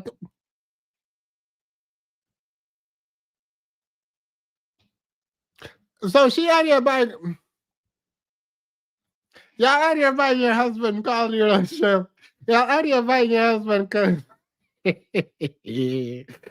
Oh, God. I think my twist are locks now. Ain't nobody got time. So this man just lying. He just up here lying. Because even in your own circle, women buying men businesses. Women out here like going over and above to help men. Even in your world, these black women, at least this one, buying her husband a business. Like, but the men are the provider, and you're telling women to submit to men, but this women buying dusty. She got an AT&T grant. So when it comes to supporting black women, I don't talk about it, I be about it.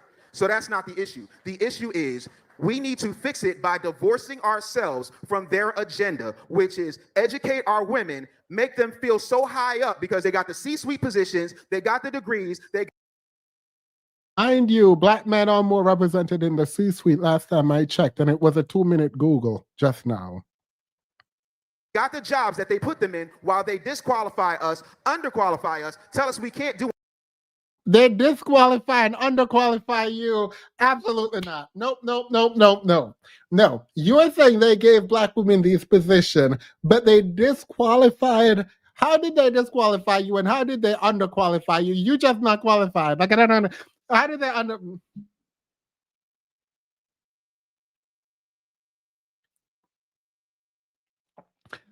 He just reduced the hard work of black women to government, the man handing out jobs to black women who do not qualify for these jobs because they want to cause a tier between black men and black women. So black women aren't working hard in getting these jobs. They're being given to black women because it's an attack on the black man somehow. Mind you, he just pointed out that these black women he knew bought her husband a business. So these black women, Nicki Minaj, Wendy Williams, all these black women just dating down, mind you. Just full out dating down. Just full out dating down, giving these men a come up. But the black women not dating these men. Yeah, what should I get to eat tonight? I don't know what should I eat? I feel like I should eat. Should I get Jamaican food? I'm trying to mix it up since y'all told me that I was new or spicy. I gotta mix it up. To be fair, Fridays, Saturdays, and Sundays are my days to mix up my meals. So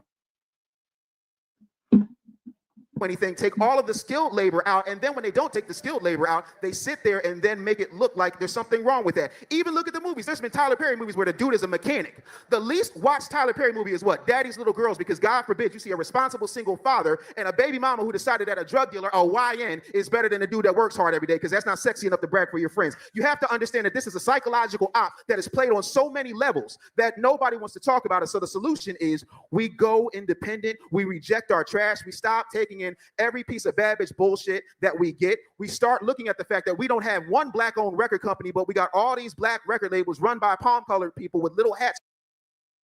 We go independent is not going to work. Absolutely not. Absolutely not. Absolutely not.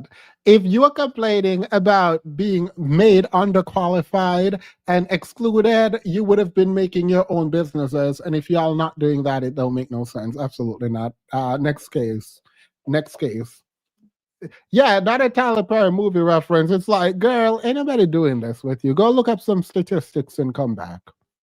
On the back of their heads, telling us how we should operate, and then they sit down with Charlamagne and say, "Oh well, I just got to eat." Leor Cohen, you've eaten, bro. You created a 360 deal. Y'all don't want to do payday loans, but what the hell you think a record deal is? Talking about the 360 deal now. So, The 360 deal. All right, so a 360 deal means that instead of you just signing a record deal and they get their money from the record sales, they get money from your email list, your website, your touring, your merchandise, your name, image, and likeness. They own you, and they give you a big old advance. And when you don't possibly clear that advance, they turn around and give you another one. Look at Drake. I thought you were referencing the 360 deal into the black community. I'm sorry. I knew what the 360 deal was. I guess what I'm trying to get from you, and I really appreciate your wisdom coming on the show. I really just want to find like the common ground, because I understand what you're saying. Where black women go to school and they get degrees and they feel like they're higher up. But how do we, level it out?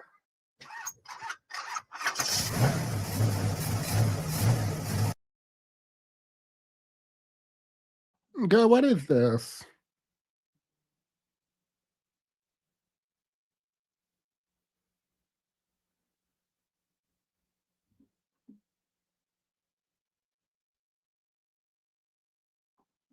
Back and we taught our women. We have to start realizing that. Sorry, I had to go back because it's not like he said we came back and we taught our women. And I want to, get.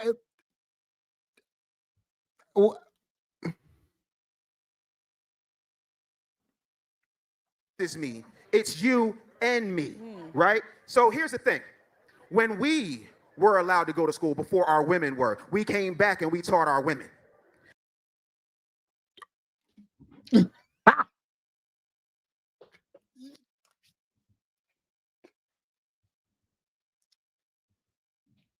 Sorry, wait, what? First of all, you said school was made for black women. And now you're saying you, black men, were able to go to school before the school that was made for black women. Is that what you're telling me? Is that what you... I'm not even mad yet at the source for the fact that you went to school and then came back and taught your women. Because, girl, when did this happen? Where was this? Sorry, I'm not going to use AI because I don't want to help destroy the community. No, I'm going to use AI because this is not something you can just research. This is something you go need to.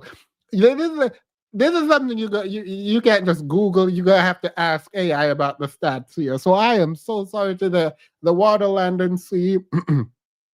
No, should I not? Because why am I looking this up? I just want to know. No, I'm not gonna look it up because I'm not gonna use AI here. I'm not.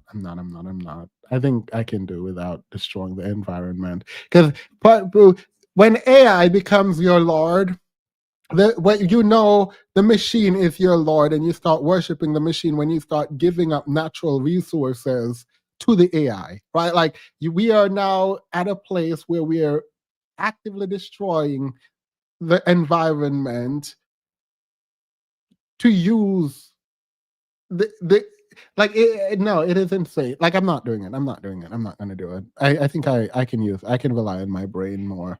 When Black women rise through the admin, DEI restructuring, government job loss, and barrier to uni entry. After this big, then what? What'll be the excuse when we continue to do better? That's the thing that, like, my thing is, it's not even just like, but I would love for both Black men and Black women to do well. Like that's ultimately the goal. I just really dislike like, even if you don't like Black women talking about their degree and boasting about their degree, the way you engage with that is not to diminish it, right? Because you are not just diminishing the Black woman you are speaking to, because you're out publicly, you're diminishing the degree generally, and you're solidifying something that these men believe in order to make themselves feel good about not having a degree. And so instead of pushing them to do better, you have given them a reason to continue to do the thing that they're doing, which is not going to school. And I do find that so hugely problematic. Yeah, no, our themists have been having the same internal fight. We need to save the planet. Yeah, because like I like the fact that I would use AI to verify my own research or pull research so I can do my own reading and then engage with like whatever, like grammar, whatever. But it doesn't seem worth it to me.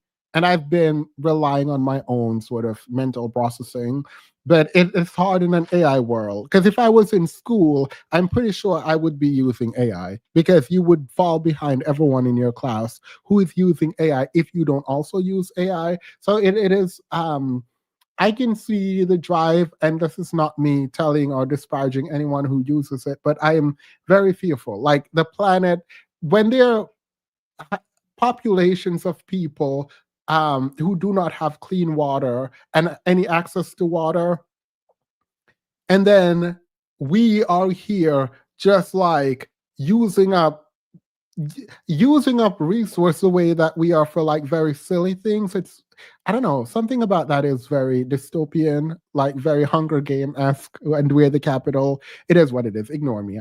My internal conflict should not shape how you do whatever you do. I don't give advice, so whatever. I just don't like it.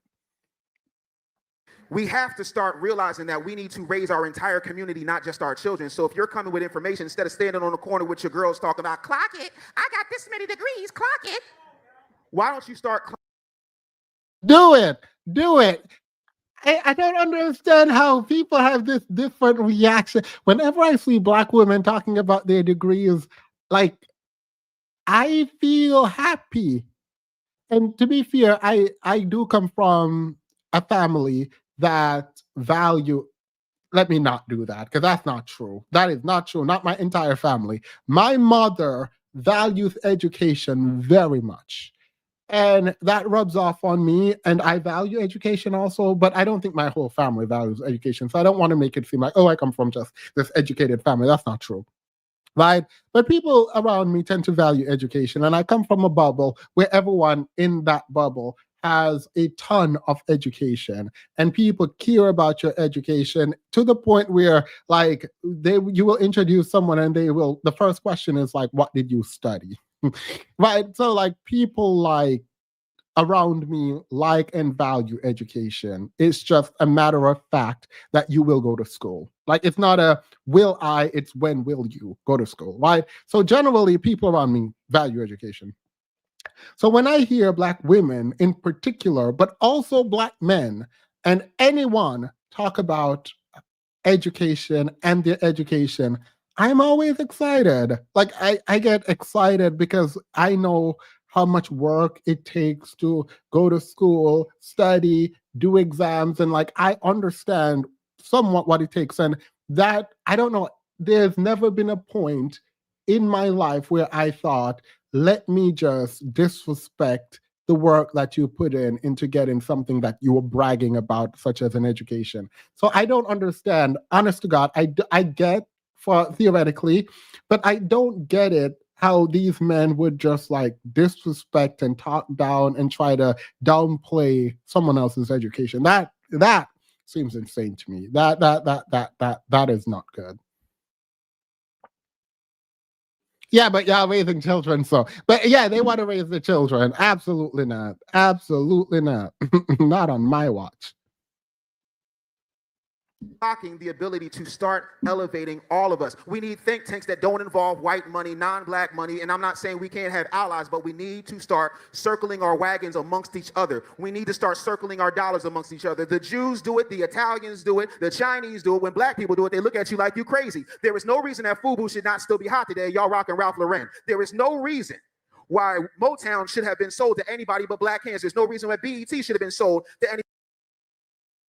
Okay, for the clothing brand, I don't disagree with him, but you're gonna have to be able to market and sell and sustain. Like you're not gonna tell me, oh, just buy the black clothing because you need to buy. No, you need to sell the black clothing to me.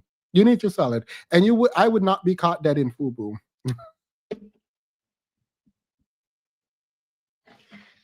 It wouldn't happen then, and unless it comes back and like it completely switches up its brand, and I would not be caught dead in it. It is what it is. You have a responsibility in capitalism to make me a customer, not me. You can't force me. No, I would not be caught dead wearing FUBU.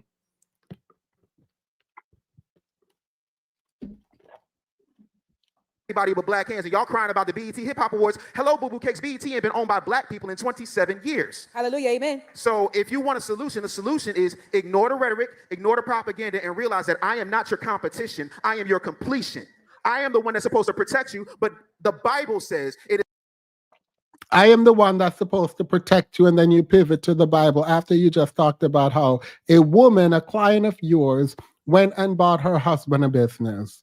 But you go look to the Bible that said men are supposed to protect and provide. These men are so degenerate to me, not him. I don't know him. I'm not calling him a degenerate, whatever. But it is weird to sit up there and talk about the Bible this, the Bible that, but never actually do what the Bible says. Like you were just chastising women for saying that they want a man who can provide. And you are pissed at women for wanting men on their level. But then you're saying the Bible said we should provide. You are telling women to submit. But you are saying the Bible says that men should protect. It also says provide. And if you can't provide, you're worse than an infidel. But no one listens to that part of the Bible, it seems. If you're sitting there with your client buying her husband a business, it seems like you're not following the Bible to me. It seems like you're not following the Bible to me.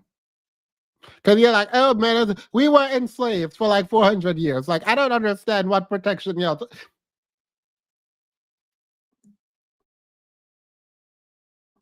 Ain't no protection, ain't no provision. If you're talking about us being in a system where these men can't do anything, they're getting locked up, blah, blah, blah. Okay, I'm with you. We can't protect or provide. We have failed as men. We have failed collectively. And then you're going to call me a fruitcake, and that's fine. But we collectively have failed. So there's that. Ain't nobody got time. Did he buy a suit from a fees since we supporting? Right. There's a suit come from the Standard. And if it didn't come from the Standard, you need to recheck. You need to go check your priorities. It's better for a man to live in the roof of his house than be in a house with a quarrelsome woman. Yeah, they shouldn't be in a house with a quarrelsome woman. They should also provide for the home. You just went on a long dusty tangent about how black men were removed from the home because of welfare. Now you're talking about, oh, it's better to be in a home with a leaky roof than with a quarrelsome woman. Who paying for the home? Biblically, who paying for the home biblically? Because there is no reason that a man should be extracted by welfare from his home if he's providing that home biblically. If you're going biblically, then why is he being extracted from his home by welfare? Why are you complaining that welfare took black men out of the home if this is biblical? Because if it's biblical, it's his home, and he should not be able, welfare should not have been able to remove him from the home. So you only care about biblically selectively. You selectively brought up what it means to be biblical, and that is insane to me.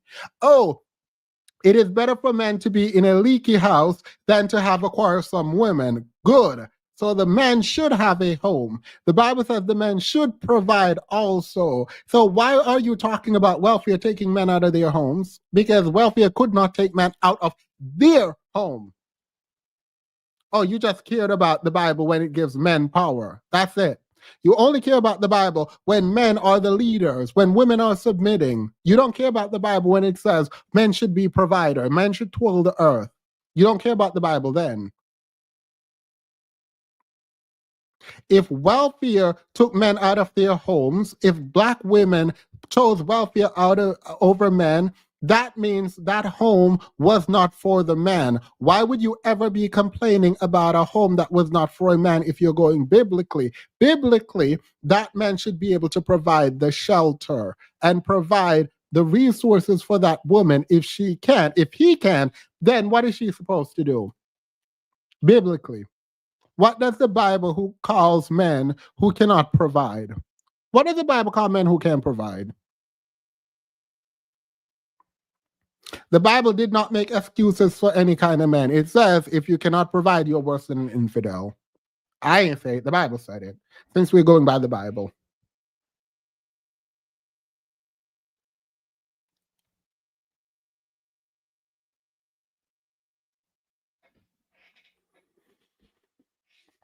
Calm all that down.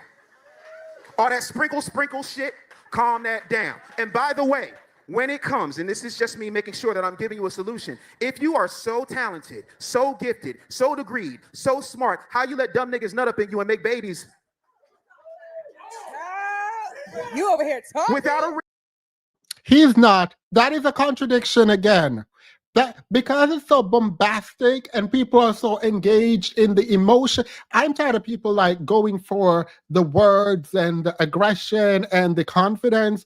Y'all need to stop and actually listen. Because the fact that she over there like, oh, now you're talking. No, he's not. He literally just said, women do not want to date men unless they make six figures. Women look down on men. You cannot in the same conversation that you are just dragging these women for not choosing low, saying they don't have any standards. You cannot say in the same conversation that you just engage with how women get these degrees and they think they're better than men and they only want these super successful men. You cannot in that same conversation point to the fact that women are dating bums. Is it that they have too higher standards or if they don't have any standards? I am so confused. Mind you, his second take is statistically accurate. His second take about quote unquote bums, because he was mad when she's saying that you can't let these men lead you because they have nothing. He was mad, but now he's pointing out that they're dating bums. This is statistically the truth.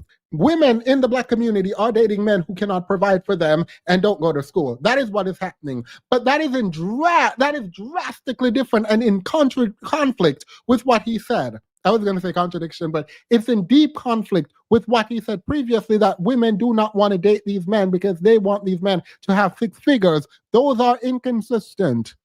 They're diametrically opposed. They do not go together. You now need to figure it out, because on one hand, you can say whatever you want, whenever you feel like it, because it serves your narrative at that point, and you will be in deep conflict with whatever you said if it serves your argument later in the conversation. That is insane to me.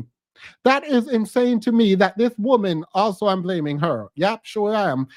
She's sitting up there and she's not even engaging with the substance of what this man is saying. At no point is she really engaging with the substance of what is being said. To do so is to highlight that it is laced with hypocrisy and contradictions.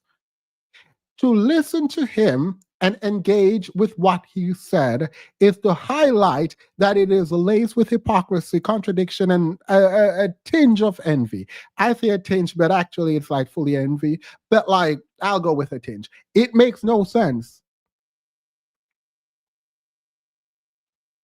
First, degrees don't matter, then degrees matter. Then he's like, I don't care about my degree, but you should not listen to D.L. Hughley because he does not have a degree. So degrees matter. Women standards are too high when it comes to men. Then he's saying, oh, women standards are too low because they're sleeping with bums and having children with bums. Like, it is very strange. It's like, oh, you need to submit to me because you submit to your boss, but you also submit to your boss. So does that mean you should submit to your wife? Like, submit in the way that, and mind you, some Christian is going to jump out. Yes, it's submit one to another. Get out of my face. Get out of my face. You are lying. Christians are lying when they say that you should submit one to another.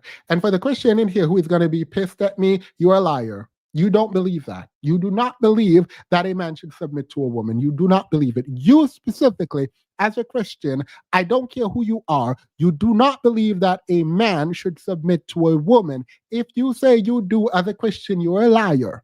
The only way you believe it should happen is that a woman should submit to a man. That is the only way you expect that to happen.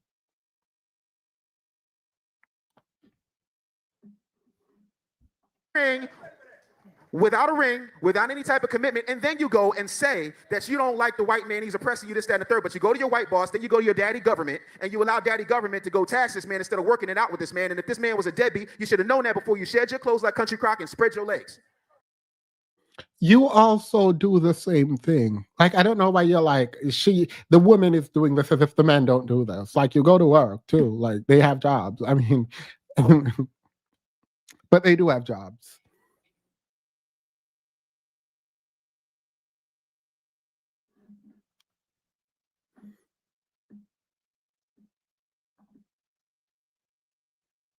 Why so vulgar with it? I think he's trying to express that women should have higher standards, but it's a very strange thing to tell women to have higher standards after you told them their standards were too high. Like, if a Black woman is actually listening to these men, it would cause probably deep psychological harm to her because there's no actual, like, are Black women dating up in a way that excludes Black men, or are their standards too low? It cannot be both. It is not both. If you're going to talk to the greater population of Black women and you're going to give them advice based on their current action, is it the case that they're dating up, or is it the case that they're dating down and they should date up? Because these men don't want to tell you, except Tyler Perry come out and tell you, and Ian Van Zandt is telling you to date down. But should they date down or should they date up? Or do you just not care and you just want to win an argument because your ego is bruised? I wanted to be done by 1 hour and 30 minutes, and I paused too much. There's accountability on both sides. Dave Anderson, I totally agree. There is accountability. Before we home run, we got to go. She's too happy for me. See, after he sat there and blamed women, he gonna say there's accountability on both sides. Ask him what the man's accountability is. Like, that's by the way, I like her shirt or sweater or whatever this is I like the coloring. She's too excited. Like, these people too excited to get their podcast going. They're not even actually in the conversation, it feels like. It feels like she's not listening at all.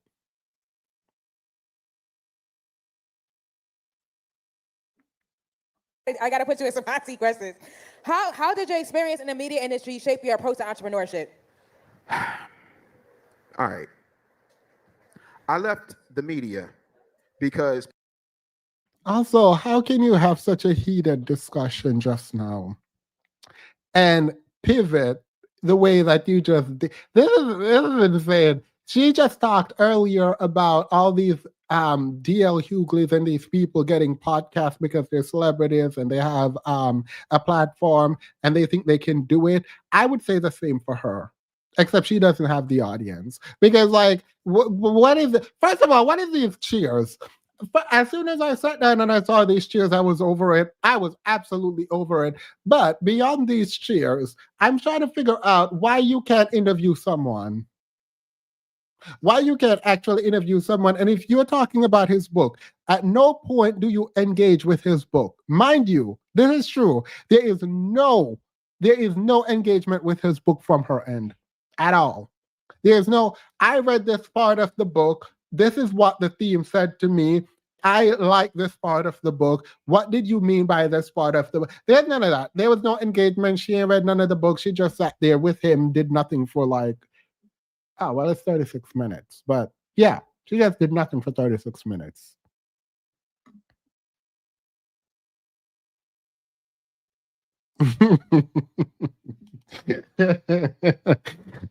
Themis, I paused too much. 1 minute later, Themis paused the video. My bad. I know you're not complaining, but my bad still. We're going to read the book. People kept taking my ideas and making millions off of them. Period, point blank. There have been top rated TV shows I came up with I'll never get credit for. You can go look on my YouTube channel if you want to see some pilots. There are apps and ideas I won't get credit for, and because I was young and I didn't know any better. I probably shouldn't say this publicly. Something just got accepted for me. And I've been stressed for the last week. No, that's not true. For the last day or so. Because the way they were rejected once, I was like, girl, what do you mean? What do you mean they were rejected? Girl, what do you mean? So I have to tell my Discord this because I was stressed for the last 2 the last 2 days. I was stressed. I was sitting here like, so what do you mean they were rejected? But they got accepted now. So I'm like, okay, whew. Okay, y'all would have thought me in jail. Taxes ain't no joke. Let me stop.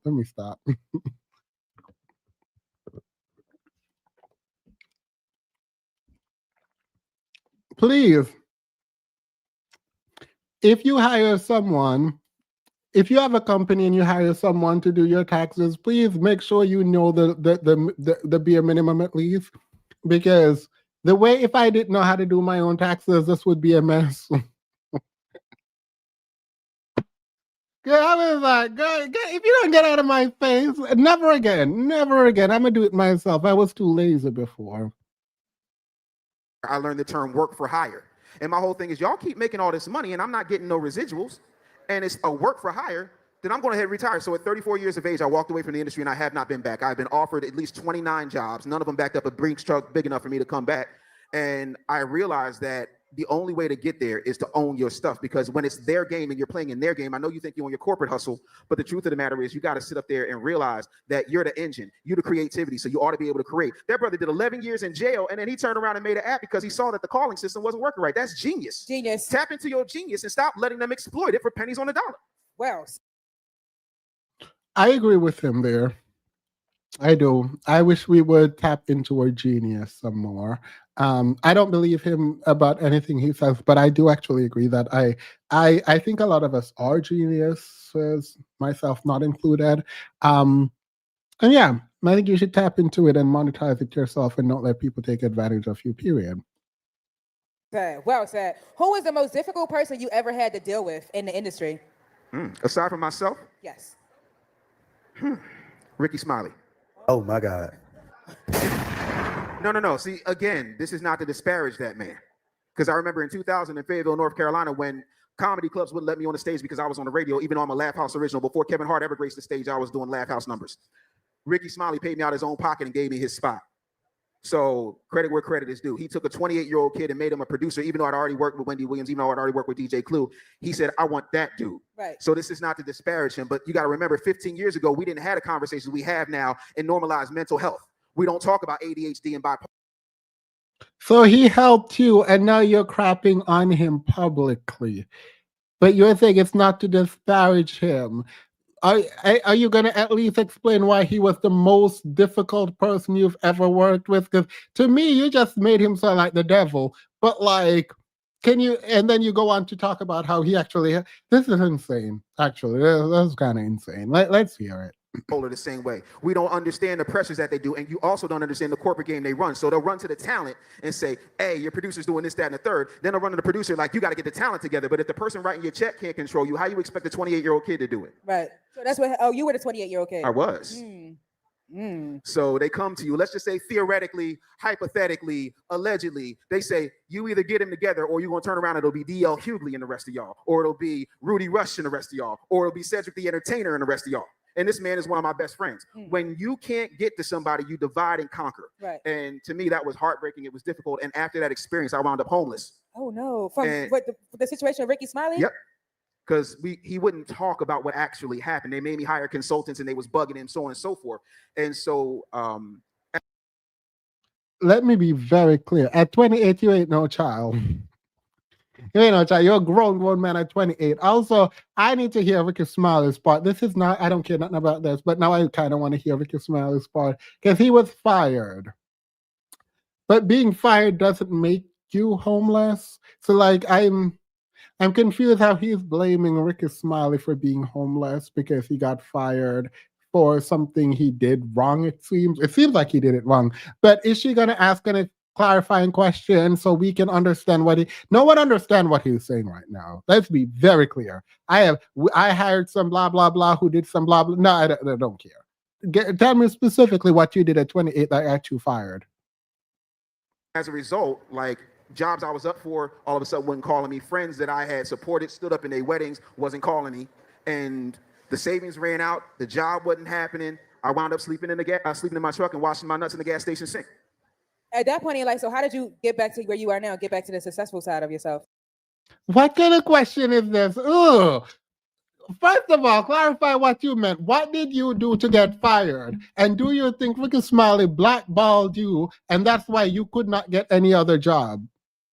Like, there is like this huge crater in the story he just told, and she just like, bloop. It was like Mario girl. She saw the big crater in the conversation and she just jumped right over. She just jumped right over it.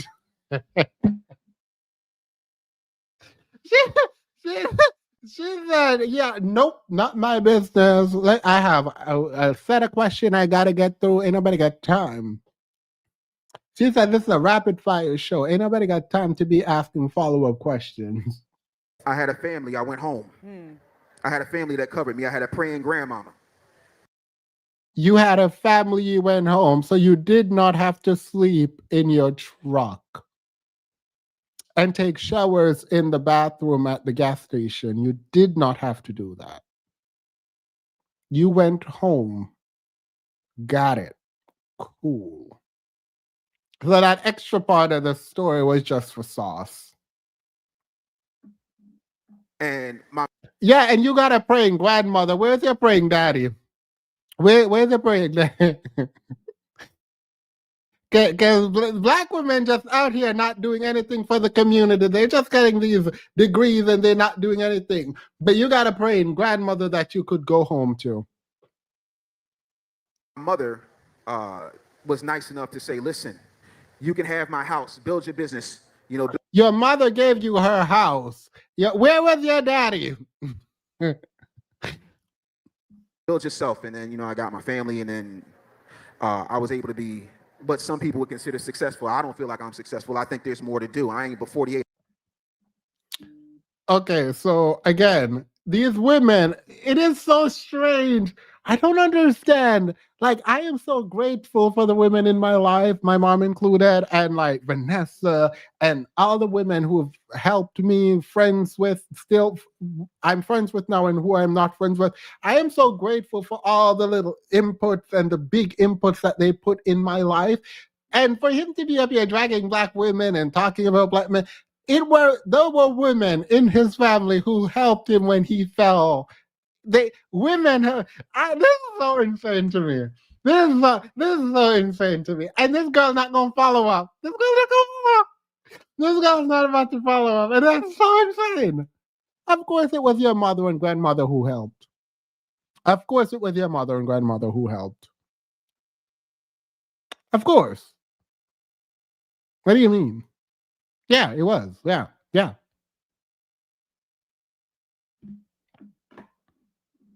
And I ain't 50 yet. I feel like my greatest accomplishments are ahead of me. Where I was at 28 and where I am at 48. So what it's do you- nice to talk about the past, but I don't live there. What's some of the things you want to accomplish? Wow. I want to make sure that my daughters marry really competent people that love them and take care of them better than I can currently take care of them. I want to make sure that I'm giving voice to people who don't normally get that opportunity, either because of how they look or what they say. I'm consistently looking for new things to innovate. Like I just created a company called Zenith Media Labs. And so people don't Say it one more understand. time. Zenith. Zenith. Zenith Media Labs. It's a company because virality, going viral. I want to go viral. Virality is a science. And once you understand how to hack that algorithm, you can do anything. You know, I ain't even gonna say nothing because they're gonna say I'm trying to take the Batman down. They're gonna say I'm trying to take the Batman down, so I'm not gonna do it. Period, King. Period. Hey, eat down. I ain't got nothing. If y'all see my video being sponsored by Zenith Media Labs, just keep it right. Just keep it. She's been getting on my nerves the entire time. So I got my own version of ManyChat. I did a whole lot of stuff. But my main thing right now is I want to be happy. And happiness comes when I finally figure out the one thing I haven't accomplished yet. Because every time I set my mind to doing something, I do it. And then I'm like, okay, what am I going to do next? Right. I do believe him there. And I'm glad he saw that, even without his therapist, that he needs to work on his happiness because he seems disgruntled. He seems aggressive and disgruntled. And so I'm glad he's gonna go work on his happiness. Good for you, King. Good for you, my brother. And so that's what I'm on, man. I want to be able to mentor and uplift people like you. Thank you. You know, help people grow their plans, grow their businesses. Because here's the thing. You ever heard the phrase, it's lonely at the top? The reason that it's lonely at the top is because a lot of black people get to the top and they shut the door behind them and they don't want to let you in. Gatekeepers. So just like you were doing with education. Like you got your education telling men that education was made for black women. That's what you did. FYI. Just no hate, just pointing out another contradiction. I'm of the mind to do that, which is why, like, normally for a consult with me is $3,000 an hour, but because it's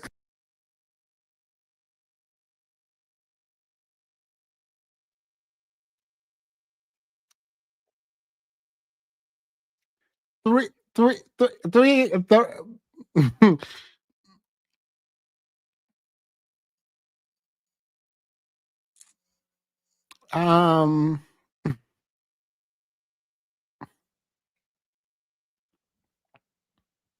Sorry, I'm stuck at 3,000 an hour. Wait, what is the consultation for? You know what? Go ahead, King. Go ahead, because they be giving it to what's his name? What's that performer name? The dancer. The dancer Chris Brown. They be giving their money to Chris Brown to take pictures. So maybe it's worth it. Y'all, if y'all go do the consultation for $3,000 a month, let me know. An hour, sorry. Let me know how that goes. Let me know if it's good and if it helps. Carisha the Diva. I want to make sure if you want to have a consult with me right now, if you go to my Instagram, you click the link in my bio, there's a 30-minute consult for $297 and a 60-minute consult for $497. And with that comes a plan from my team, with that also comes 3 extra coaching sessions for me because I want to make sure you're successful. That's the difference between talking about it and being about it. If you're not willing to invest in yourself a little bit, you can't expect to make millions. You might as well just go to your cubicle. They waiting on you. And if you got hit by a bus, they're going to have your job filled before you get flowers at your funeral. You better talk about it. Okay. Please. Oh, I don't know who I'm talking to. I don't know who I thought I was talking to. My bad. I'm not talking to you guys. I'm going to talk to the men's. Hello, men's. Hi. Hello. Yeah. Drop shipping is not going to work. Content creation might work. What we do know that has been tested, tried, and succeed is to actually engage in the job market as it exists now. It is trash. I understand it's trash. But this idea that you're going to become a millionaire This idea that you're going to make a ton of money real quick and that you're going to have your Lamborghini right away in your 20s, it is a pipe dream. I know that you see the flashy people online and you think that's what life is. And if you don't have that, you feel like you failed. You have not. You need to go to school. You can go to school. You can get a job and you can invest in your future. I know it does not sound sexy and it sounds slow and annoying, but you will have a much more fulfilling life if you start investing in your future now instead of thinking that you need to be rich immediately. I'm not saying don't do all the other stuff on the side to figure it out, but you need to invest in something now.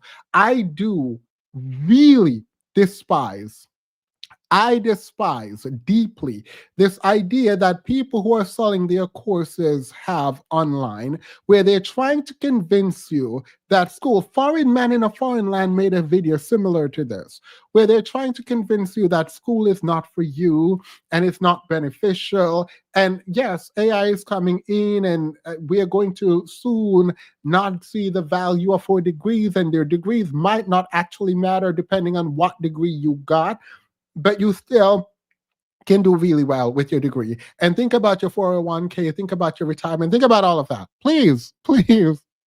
I remember when I thought most of my life I knew that my everything that I did up until age 30 was about making sure my future was secure. And even after 30, but in my mind, I was going to put in the work to have my career at 30. I had my career way before 30, right? Like I had my career at like 24, 25, I don't remember.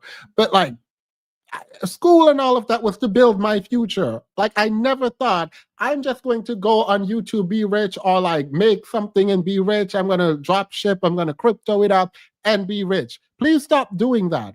I see a lot of people wasting a lot of time trying to be rich immediately. It is really, really sad. And I actually find black young men getting caught up in this where they're like, I'm gonna be crypto rich, I'm a day trader, I'm a motivational speaker, I am a YouTuber, I'm only working in this warehouse until I get my YouTube off the ground, until I get my rapping off the ground, until I get into basketball league. All of this foolishness, like go to school. Go to school. 4 years is gonna happen, and 4 years is gonna happen. Let 4 years happen, and at the end of the 4 years, you have something to show for it. Mr. Anderson, we love it. Where can we follow you at online, and where can people buy the book, The Real Black Agenda? For those of you who don't have your book here and it's on Amazon, let me tell you something. Amazon's taking 70% of your profit. I use Amazon for what it's supposed to be. It's a tool, it's a hub. So you get my book directly from me at the. I'm buying it from Amazon. I'm kidding. I'm kidding. I'm kidding. Let me. I'm kidding. I'm gonna support this brother. Let me hear. Let me let me hear where I can get it. I'm not gonna buy it from Amazon because I think we're still boycotting Jeff Bezos or something. I don't remember. Let's hear where your book is. Let's hear the website. Should I play the website? Let me play the website? That's the least I can do because I turn these people into content. Let's hear. RealBlackAgenda.com. Again. Let's see. The Real Black Agenda.com.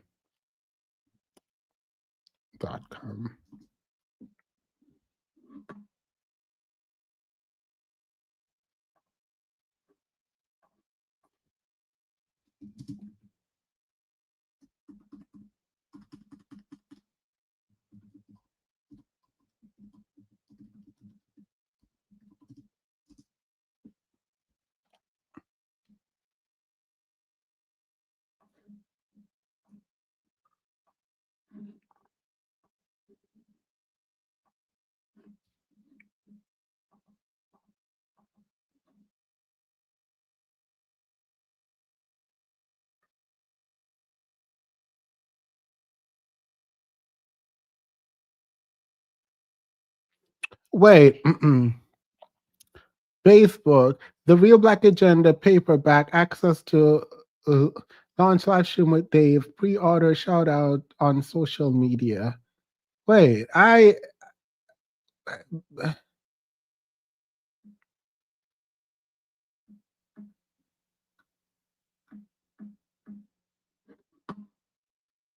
Wait, is this all of it? Like, is this?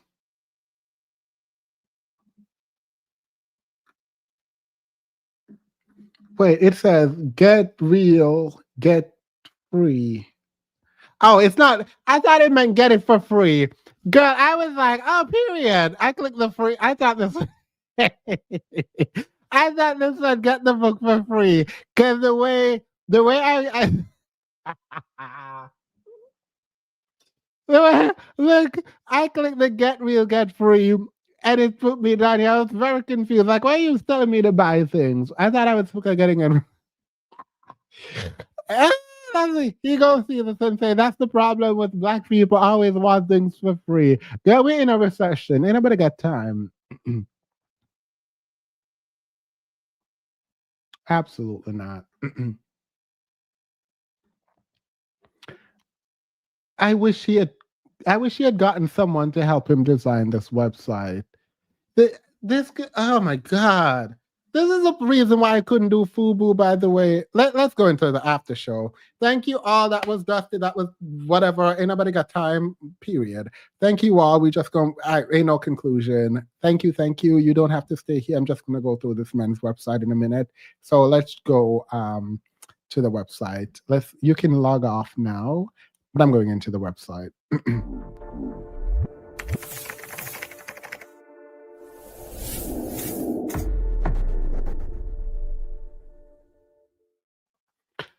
To have a mastermind on internet and how the internet works without having an understanding of branding is absolutely insane.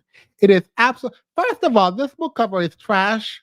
If you're going to do a black on black, you should have made it where your shirt blend into the background. That's this is an insane. The red and white is insane. The whole thing is trash to me. Like this whole thing, this whole branding is a problem for me, right? Because it seems like there was not a lot of thought into it, right? Cool. The Black Agenda as a political movement is a website in and of itself, right? So if you're going to call it the Real Black Agenda and you're going to create a website for it, and the only thing we can do on this website is buy the book, you have completely failed in your marketing. The fact that, let me show y'all my website. I hate my website now too, by the way. And it's not for a book. What is my website? The fact that I don't actually know my website is actually insane because I haven't been updating.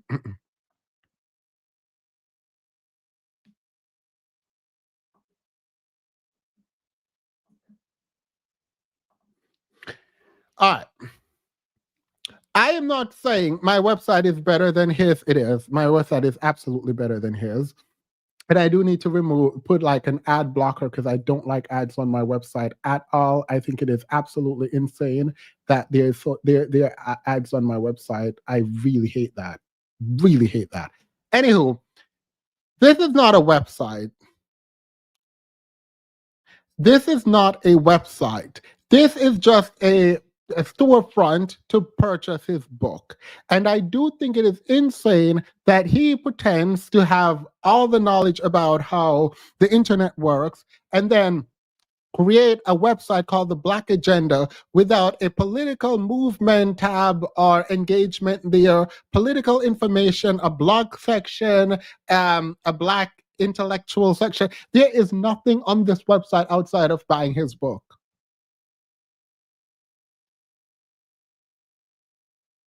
Like nothing at all. And I'm actually frustrated because like as much as I want to like hate or whatever, I was expecting a little bit more. Like I was expecting a lot more actually from this website.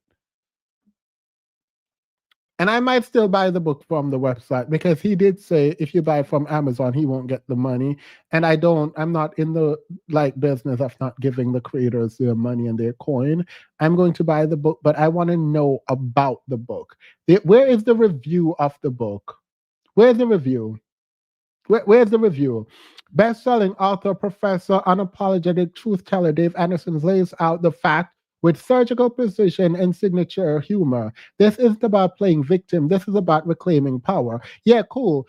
can I get how many pages are in this book? This is why you have to go to Amazon, because nobody got time for you. All right. There's 163 pages. How big are these pages? Read sample. No, I don't want to sign in on here. All right, I'll go look at it on my own time.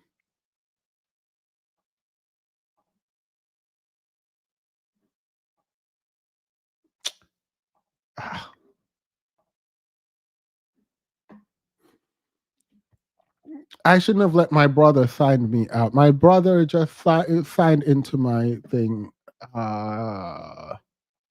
It's fine. All right, Coolio audiobook. He's not a likable individual from what I saw in that painful interview. Agreed. Agreed. I'm trying to figure out if I should buy the book first to review.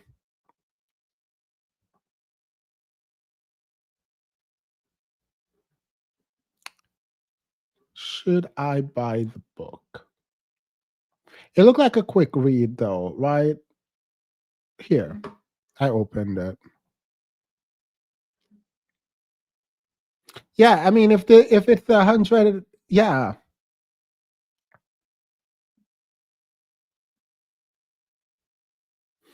All right. The system isn't broken. It works just fine. Let's kill the lie once and for all. The system is not broken. Oh my God. I am not reading this. I'm not reading this. I am so sorry. Not reading it. Not the fact that your opening sentence is this, I'm not reading it. I don't think I can do it. After I read Myron Gaine's book, I refuse. The system isn't broken. It's working just fine. Let's kill the lie once and for all. The system isn't broken. It's functioning exactly how it was engineered. Like, why would you rewrite that twice? Like, why would you do that? Why would you write this twice? Why? Oh. Ain't no reason to do this. Like, this is so annoying to me. Why would you do that? The system isn't broken. It's working just fine. Let's kill this lie once and for all. The system is not broken. It's functioning exactly how it was engineered. By design, not dysfunction. Why would you rewrite this like a third time? Why would you write this 3 times? Why would...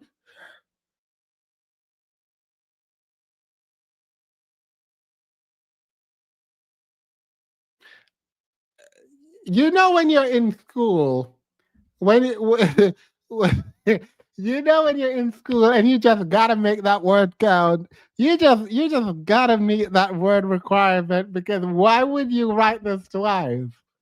Why would you write this twice? Like, ain't nobody.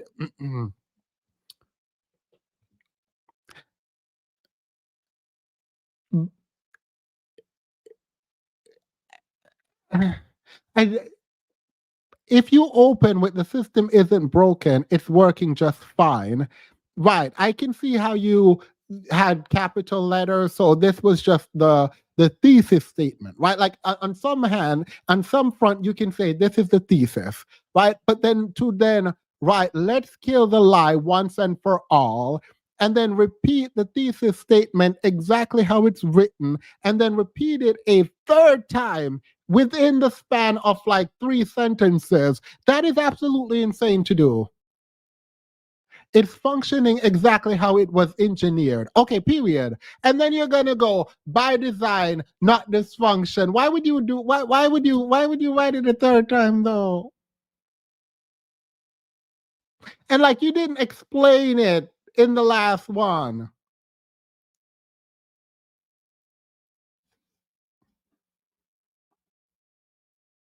Not numerology. Numerology is not have to work. You can't reform a rigged game. Yes, you can. You can't. That's the whole point of if the game is rigged, that's why you would reform it. Like, I understand the sentiment here, but the statement is inaccurate. You don't fix a con. You can fix a con. Wait, what? You expose it, tear it down, and build something of your own. All right, got it. Cool. The last sentence made sense. You're saying don't fix it, just destroy it, and then build something of your own. But first, we've got to stop believing in it. All right. From the beginning, Black folks in America were never supposed to win. True. We were brought here to build the machine, not benefit from it. Also true. To work the land, not own it. Accurate. To serve, not succeed. Accurate. They gave us chains, then laws to protect the chains. True. Then laws to pretend the chains were gone. True. While replacing them with new ones made of student loans, unemployment, surveillance, and hashtag that changed nothing. Mind you, this would apply to all of America, except the hashtags. I can't highlight. This would apply to all of America, not just Black people, right? But go off. Let's walk through their greatest hits. They gave us freedom, then dropped us into sharecropping and lynching. They gave us, okay, so you said it's not victim. They gave us equality, then built Jim Crow and redlined our futures out of existence. They gave us the Civil Rights Act in one breath and flooded our communities with COINTELPRO, heroin, and mass incarceration in the next. Okay, period. True. He got me. I'm on board. I am in agreement. I am completely in agreement thus far.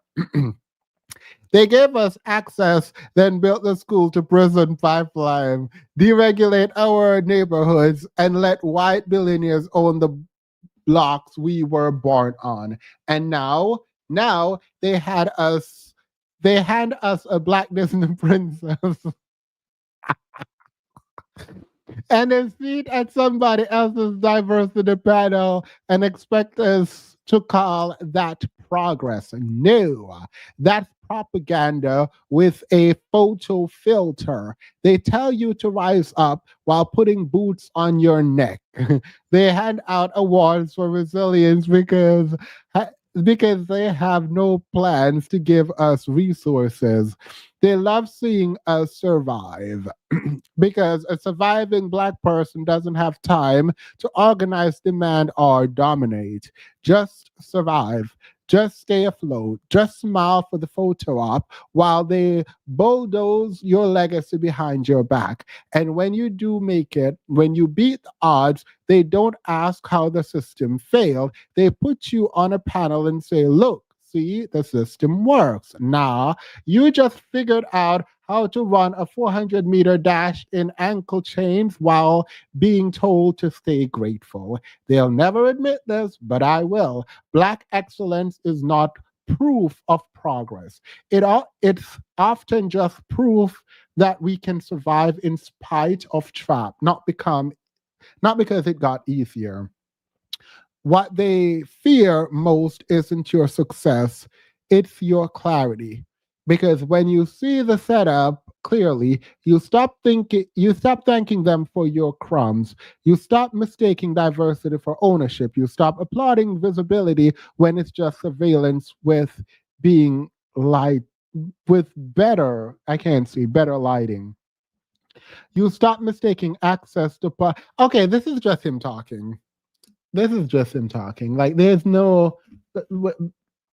To be fair, I haven't read it yet, so I can't say that. All right, this is like the first chapter is just regurgitating of what every other person I've ever written about ever. Got it. That's probably why the first chapter is free, because it's just him poorly writing about something that everyone else has written about with buzzwords never ending. There's nothing useful that was included at all there. I do agree with his sentiment, but it's not new, it's not innovative, it's not thoughtful, it's just less well-written version of something that already we've been told already. So do a Hooksian comparison. I do find it interesting though. One interesting thing I did find while just reading nothing. He said he's trying to break, this is not about victimhood, and nothing that I just read says victim, but this is generally what the Republicans point to as a victim narrative, and he seemed to be opposed to the Democrats. And so I don't understand why he would start off this way. But I'm actually slightly interested. This is bad. I'm hopeful. No, I'm not hopeful. Let me not do that. It would be nice if he went somewhere interesting in terms of the Real Black Agenda. Like, it would be nice if he went somewhere interesting and innovative and thoughtful. I highly doubt that will happen based on the reading of the first 3 sentences and then not seeing anything new in his articulation of history. We already know this. You could have just jumped right into the Real Black Agenda, but I don't know. You have to set something up, I guess. All right. So that's that on that. We will be reviewing this. I will buy the book and I will read the book. Period. And we will discuss the book. Maybe members only, the book club, we'll see. All right. I appreciate you all so very much. I look a lot better today than I've looked in the last week because I looked a mess for a week, just really not doing well, under the weather. I'm going to try to have more live streams because I've missed you all. Thank you to Kilo and DJ Friday for sparking back into me this like drive to do live stream again, because I've been like slowly waning. I don't know why. Like nothing happened. Like I was just like not into my live streams. And after having the live stream with Kilo and just like actually having so much fun with DJ and talking with Kilo on here, I don't know, it just felt good. It like for the first time in a long time, it felt really good to be live. So thank you both. And for the chat, to be fair, that's when I was getting dragged. Weirdly enough, I was getting dragged through that entire live stream, but it is what it is. I think that I'm going to order food, and I want to go in the Discord, but I feel like every time I go in the Discord, we stay too long, and I need to watch at least 5 episodes tonight of Demon Slayer. Oh, DJ is still in here. Oh, let me actually make you a moderator. I forgot I needed to do that. Let's do that now before. I can't make Kilo a moderator because Kilo cannot represent me. All Kilo do is drag people in the chat. All Kilo do. I cannot have Kilo in the chat dragging folks. And no, let me do it. Please don't make me a moderator. I'm too lazy and I'll abuse it. Yeah, I know. I know for a fact that you would do some foolishness. I know for a fact, because all you do is drag. All you do, Kilo and DJ coming for Idgab's neck. No. The thing is, Kilo, I think, no, like I am very close to both Kilo and DJ, and it comes across, I think, easier, but like, yeah, Noella, those are my girls. All right. Thank you all so much. Obviously, Kilo and DJ, you all know those are my friends. So they have like always, there's an open invite. So whenever they come on, they come on. But I don't like when they're on because they drag me. Oh, someone want to talk to Delroy. Delroy said hello. Delroy said hello. All right. I'm only up to hijack. Period. All right. I'll talk to you all later. Love you all down. I'm going to order food, and I vote Kilo for #1 moderator. I'm sure you do. I'm sure you do. The fact that y'all be up there like talking about, oh, I love DJ, oh, I love Kilo, and I see no love for me. I see no love for me. I'm sitting there like, all right, girl. I guess I'm chopped liver. I'm kidding. I'm kidding. I love to see the love for the girls. I love to see the love for the girlies. All right. Have a wonderful night. Have a wonderful, wonderful night. I am gonna go order food. DJ, a moderator, period. Queen, start blocking. I have a good time tomorrow. If something cute comes up, I might come live to discuss it. Because I'm just on a live spree. Bye.